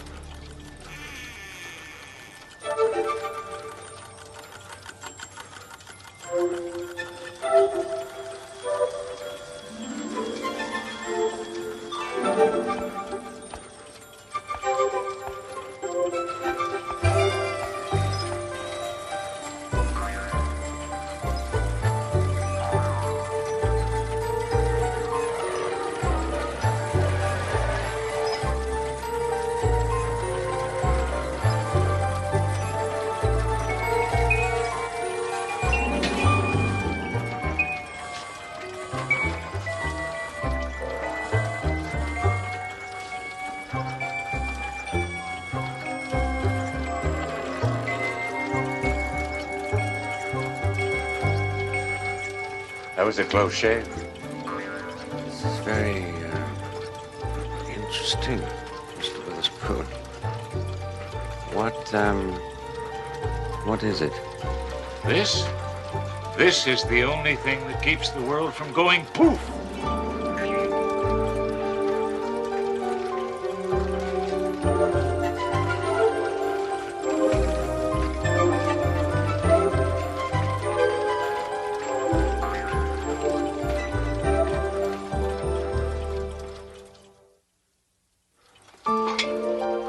Now, let me understand you clearly, Mr. Witherspoon. You say that this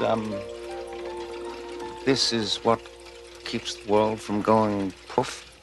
And it's not easy. Most things are nearly impossible to find. Where would you look for a skate key? Oh, I can't imagine. I found one, though. You think that's crazy? Well, you wouldn't by any chance have a business card, would you? Oh, yes, of course.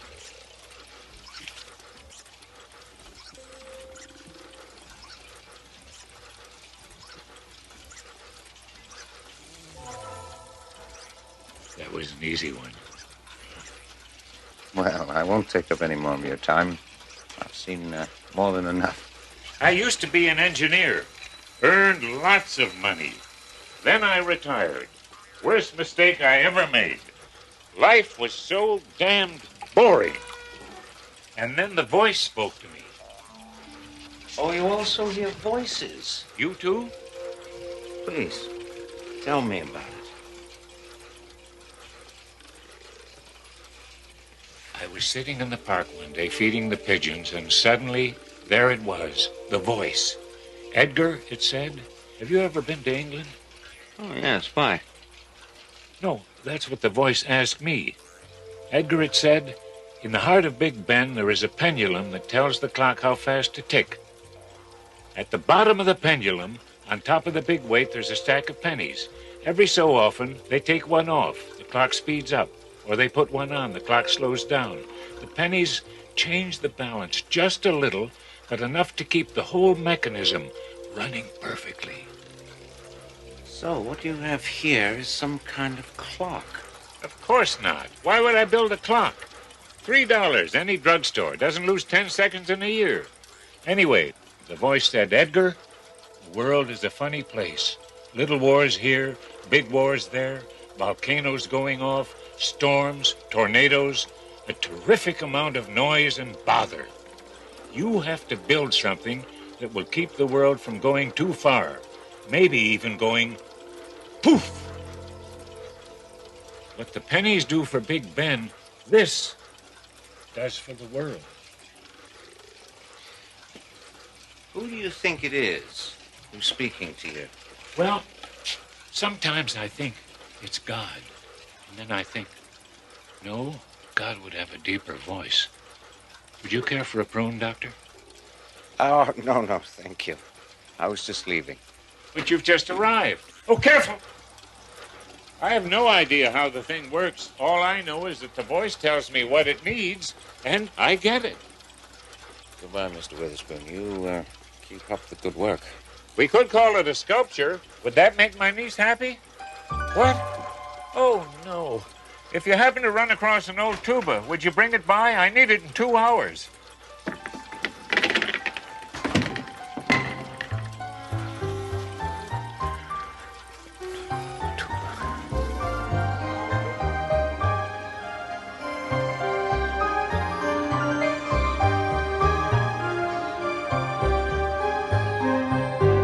Cynthia, don't do this to me. Uncle Edgar, please. It's just for 3 days.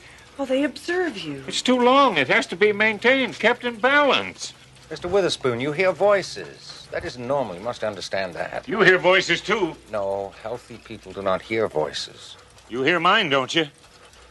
That's not the same thing. Why, what's the difference between a sane man hearing a crazy voice and a crazy man hearing a sane voice? Maybe the truth is somewhere in the middle. You don't understand the risk you're taking. I knew it. There goes Tatoa. What's Tatoa? A tiny island in the South Pacific. What time is it? 3:17. At 3:17 in the afternoon, Tatoa became history because of you.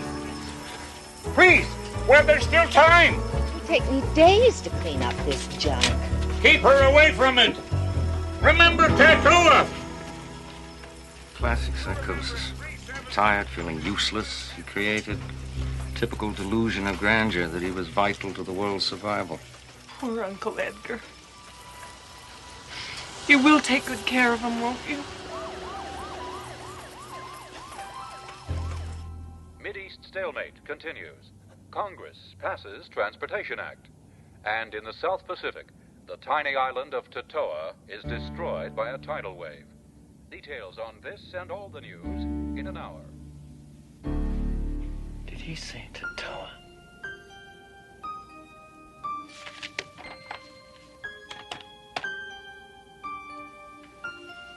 Yes, the number for the Chronicle, please.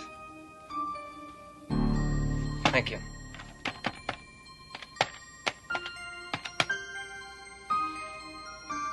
Hello, I want to check on a news story. I just heard something on the radio about a tidal wave destroying an island. Yes, that's it. Are there any details? Really? I don't know. When? This afternoon? I mean, exactly what time?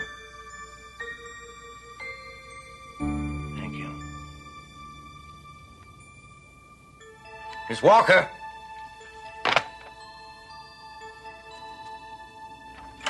Yes, Doctor. Tatoa was destroyed at 3:17 this afternoon. Is that bad? Last week, Santa Barbara was hit by an earthquake. I'm not taking any chances. Oh, my God. The landlady. She'll destroy it. Santa Barbara? Get Mr. Witherspoon released immediately. Drive him home. You personally, as fast as you can.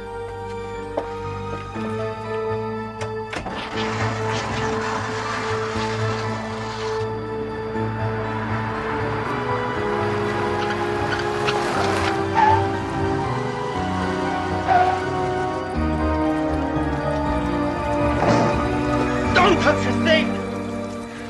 You didn't, did you? You haven't touched anything or moved anything. Not yet. Why? Because this is the creation of a disordered mind. And by studying it, analyzing it just exactly as he left it, I can come to a deeper insight into Mr. Witherspoon's problem. He's a loony. What else do you have to know? No. It's not that simple. I can't rent this place with garbage in it. All right. I'll rent it. You? Yes. I'll give you double what you're getting. I'll be up later with a check. Thank you, Mrs. Milligan.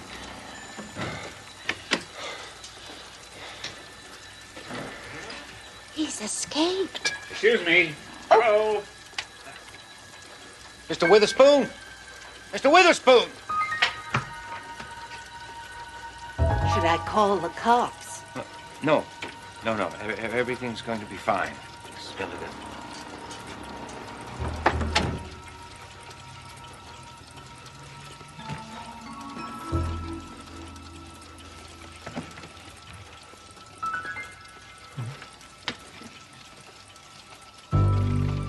You got a handkerchief? Oh, yes. Yes, right away.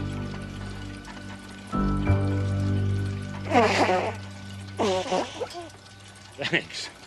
That lady had me dressed so fast, I left mine behind. Mr. Witherspoon, I don't know how to begin to apologize. Nothing in my training had prepared me for a case like yours. Well, nice meeting you. Where are you going? Away, finally, after 11 years. But what about Proof? The voice spoke to me while I was in your hospital.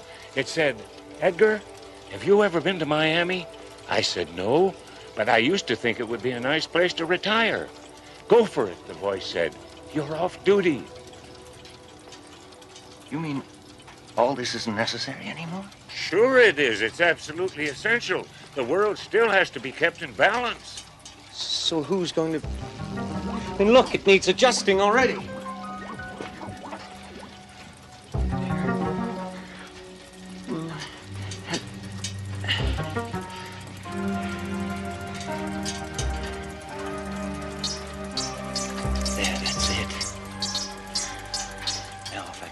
Ping pong ball in there by 7:13.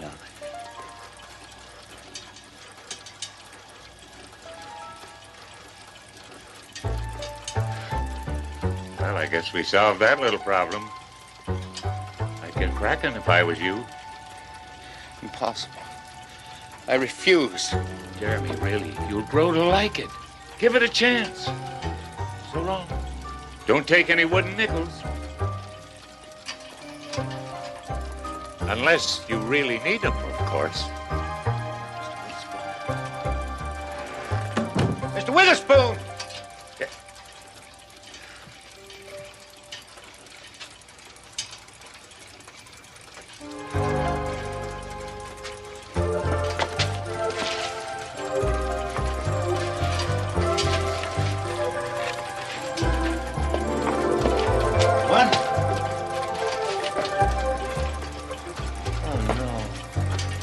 No, a tambourine. You gotta help me. I have to find a tambourine right away. Right away, please. Can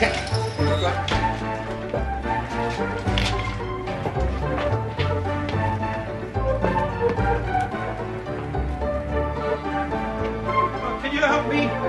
Do you know where I can find a tambourine?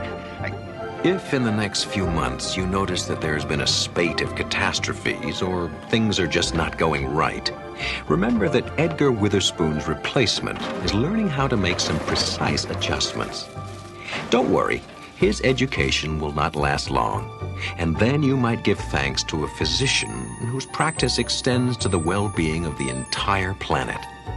Dr. Jeremy St. Clair offers a unique form of preventative medicine found only in the Twilight Zone.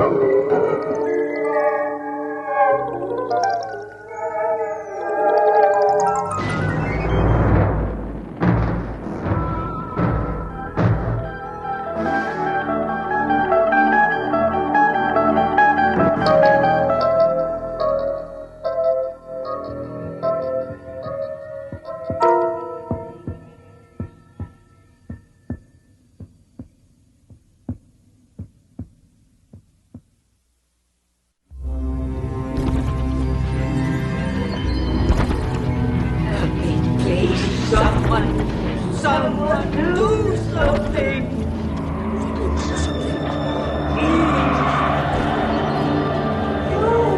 You've got to do something! If he gets through that door, I'll die! Please!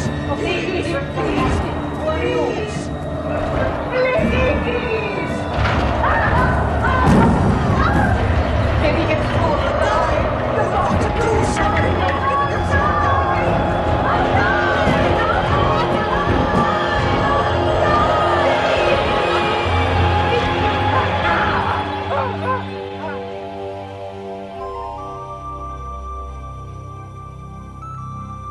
Portrait of a man having a bad dream. His name, Roger Simpson Leeds. Place of residence, a retirement home. Roger Simpson Leeds, who since the death of his wife 3 years ago, has dedicated himself to living a life in which he touches no one and no one touches him. But now contact has been made, and Mr. Leeds is about to find himself touched by the Twilight Zone.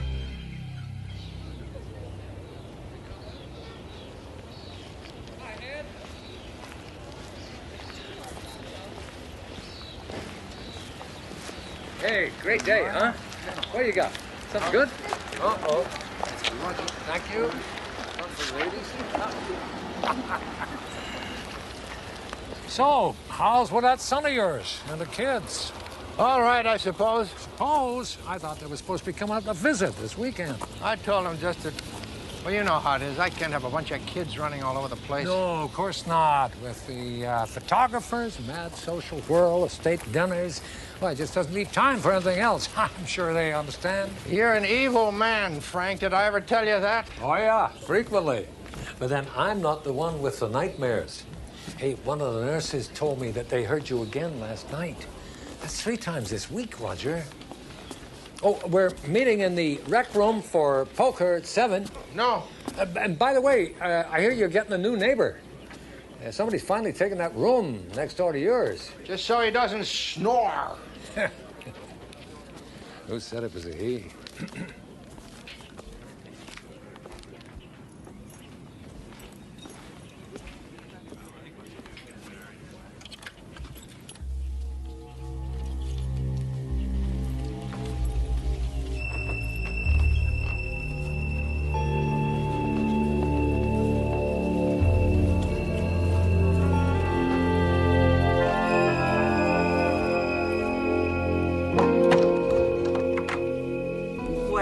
Aren't you going to say hello to our new guest, Mr. Leeds?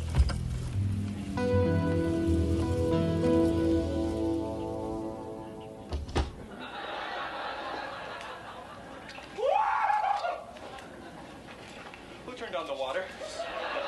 Oh, hi, Linda. The dishes will be done in a minute. Okay, Ray. Come on, Mike. I mean, lots of marriages are warm, honest, caring, and some are conceived in hell. Hi, Bob. Hey, Roger, these guys cheat. We cheat? Good for you. Takes a big man to admit a thing like that. So, how about it, Roger? You want to sit in on a hand or two? Told you. Who asked you to deal? Frank. Frank. Yeah? Who's that? Give me 2. Her name is Laurel Kincaid. Word is she hasn't talked to anybody in 10 years. Not since her husband died. Steady. As she went away, you look in her eyes, all you see is a reflection. Nothing goes in.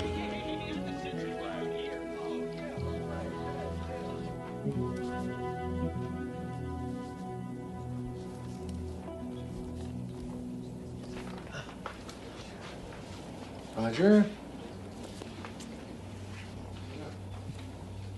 You okay? Oh, yeah. I'm surprised you're not asleep. You're usually upstairs by 10. No, I don't feel much like sleeping. You want to talk about it? No. Frank, why don't you just go away? Leave me alone. Because I'm your friend, damn it. We used to talk, remember? 20 years. That ought to count for something, Roger.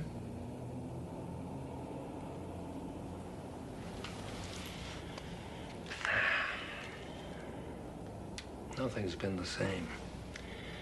Not since... Roger, it's been 3 years. Rachel was Frank, it was yesterday. I've just been sitting here thinking of some of the silly things that we can never straighten out. Jams and jellies. I'd say, pass the jam, please. And she'd say, here's the jelly. I was some kind of a game. And but one day, I was in a bad mood, and We got into a big argument over it. Can you believe that? I mean, the little tiny picky things people argue about. Ah, I miss her so much. I know. Rachel was a fine woman. But you can't keep pushing everyone away.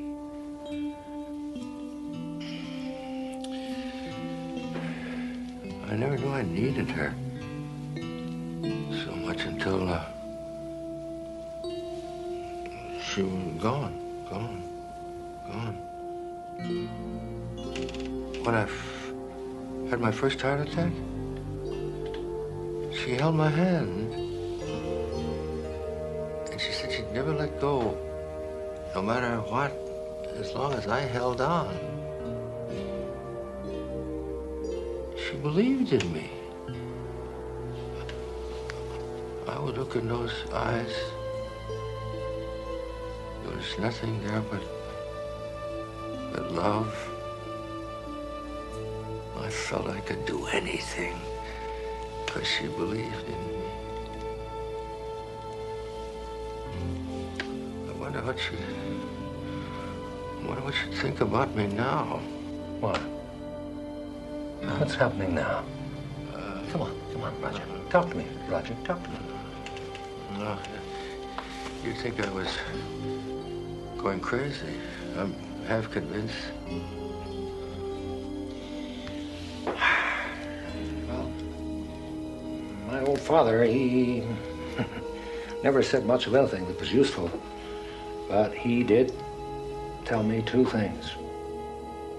One, that love never dies. And two, that we're never given anything that we can't handle. Truly.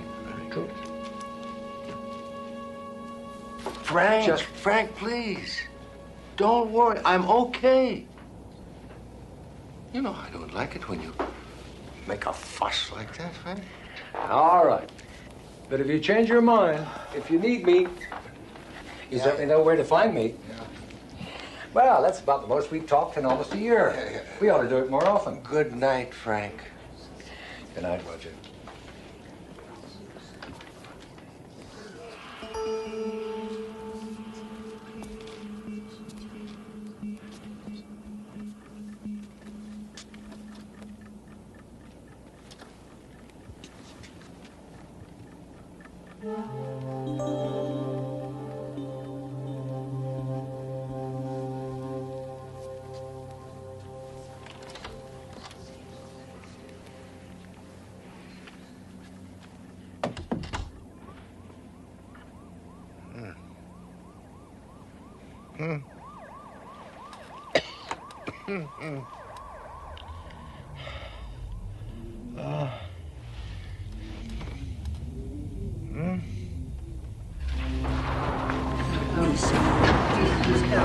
Please, someone do it. Help, please. You got to stop. You got to take me through my time. Please.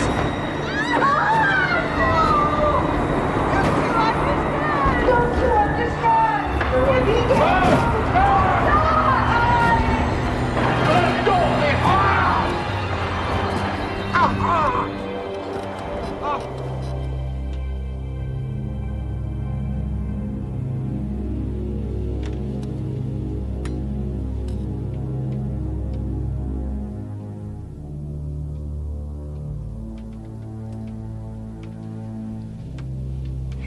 God.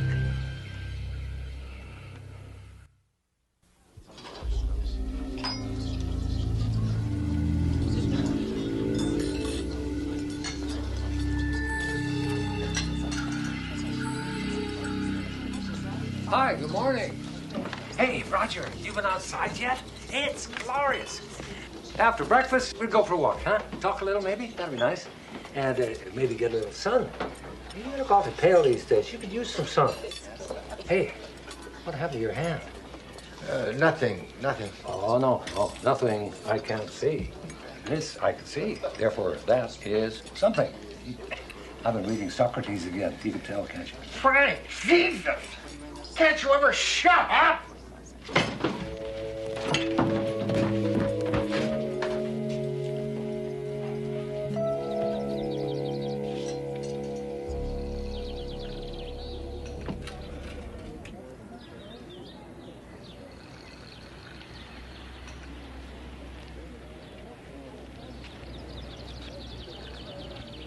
My name is Roger.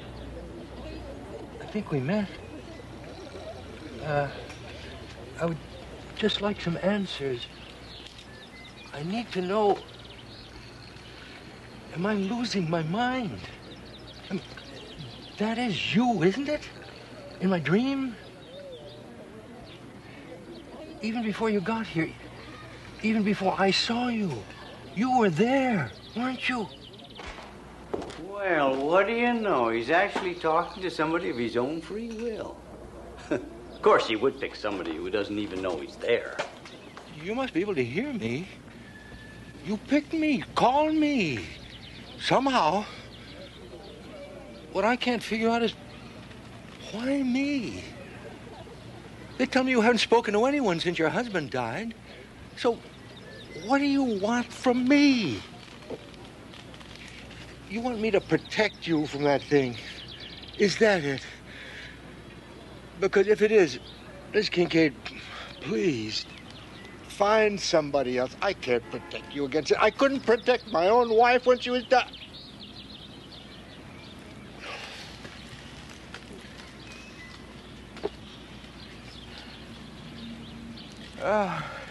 She was such a wonderful woman. She was very, very kind. You'd love her. And on Sunday, the kid... I couldn't. You know, toward the end, we were in the hospital, and she could barely see. And, oh, God, she was in such pain. And she kept calling me, please, please. I was right there, but she couldn't see me. And she kept pleading, please help me. The pain, stop the pain. And she called my name over and over again, and I couldn't do anything. I held her hand, and I wouldn't let go. I felt her hand tighten on mine. That was all. I still don't know if she knew I was there. Mrs. Kincaid, that thing behind the door, whatever it is, it's going to come through pretty soon, isn't it?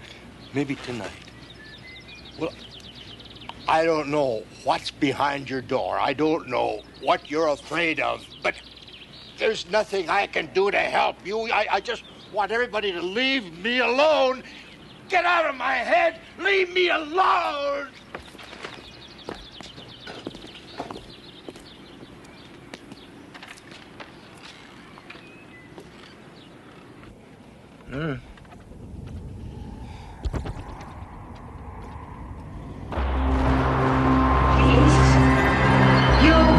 You have something. Let me get through or die. Please help me.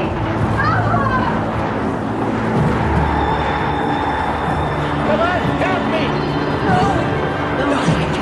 I can't. Oh, please hurry. He's getting through. What's out there? For 10 years, not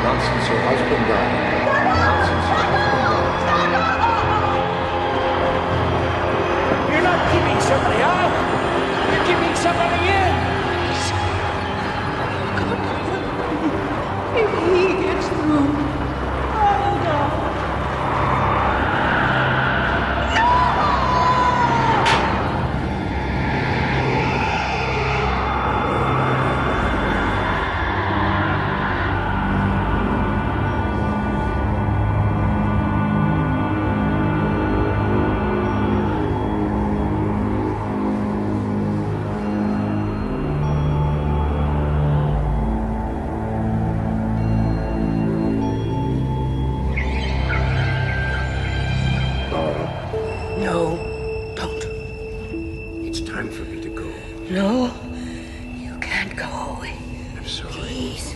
I'm sorry. It's been a long time. Too long. You have to let me go. No. Yes, Laura. This isn't even me anymore. It's just a shadow, a memory. I can't live without you. If you go, I'll die. No, Laura. Listen. Listen to me. I love you. I want you to go on. I need you to go on. For me, so that my life will have meant something. For me and the kids. For what we had. 40 beautiful years. You are always so strong. You are always there for me. Now I want you to be strong for me one last time. It's all right. It's going to be all right. But I need you to let me go. Live, Laura. Please.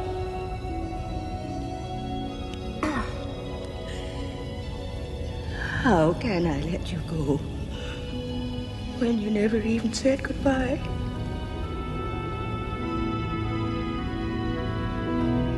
Goodbye, Laura. My greatest love.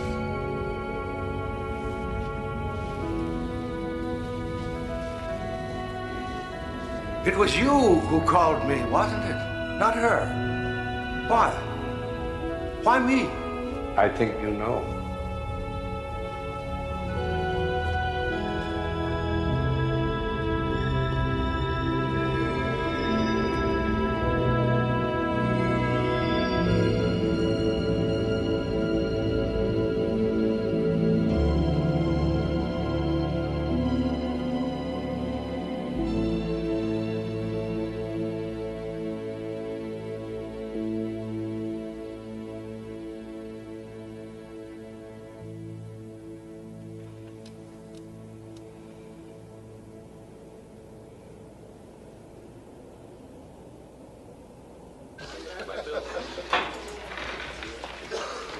Frank!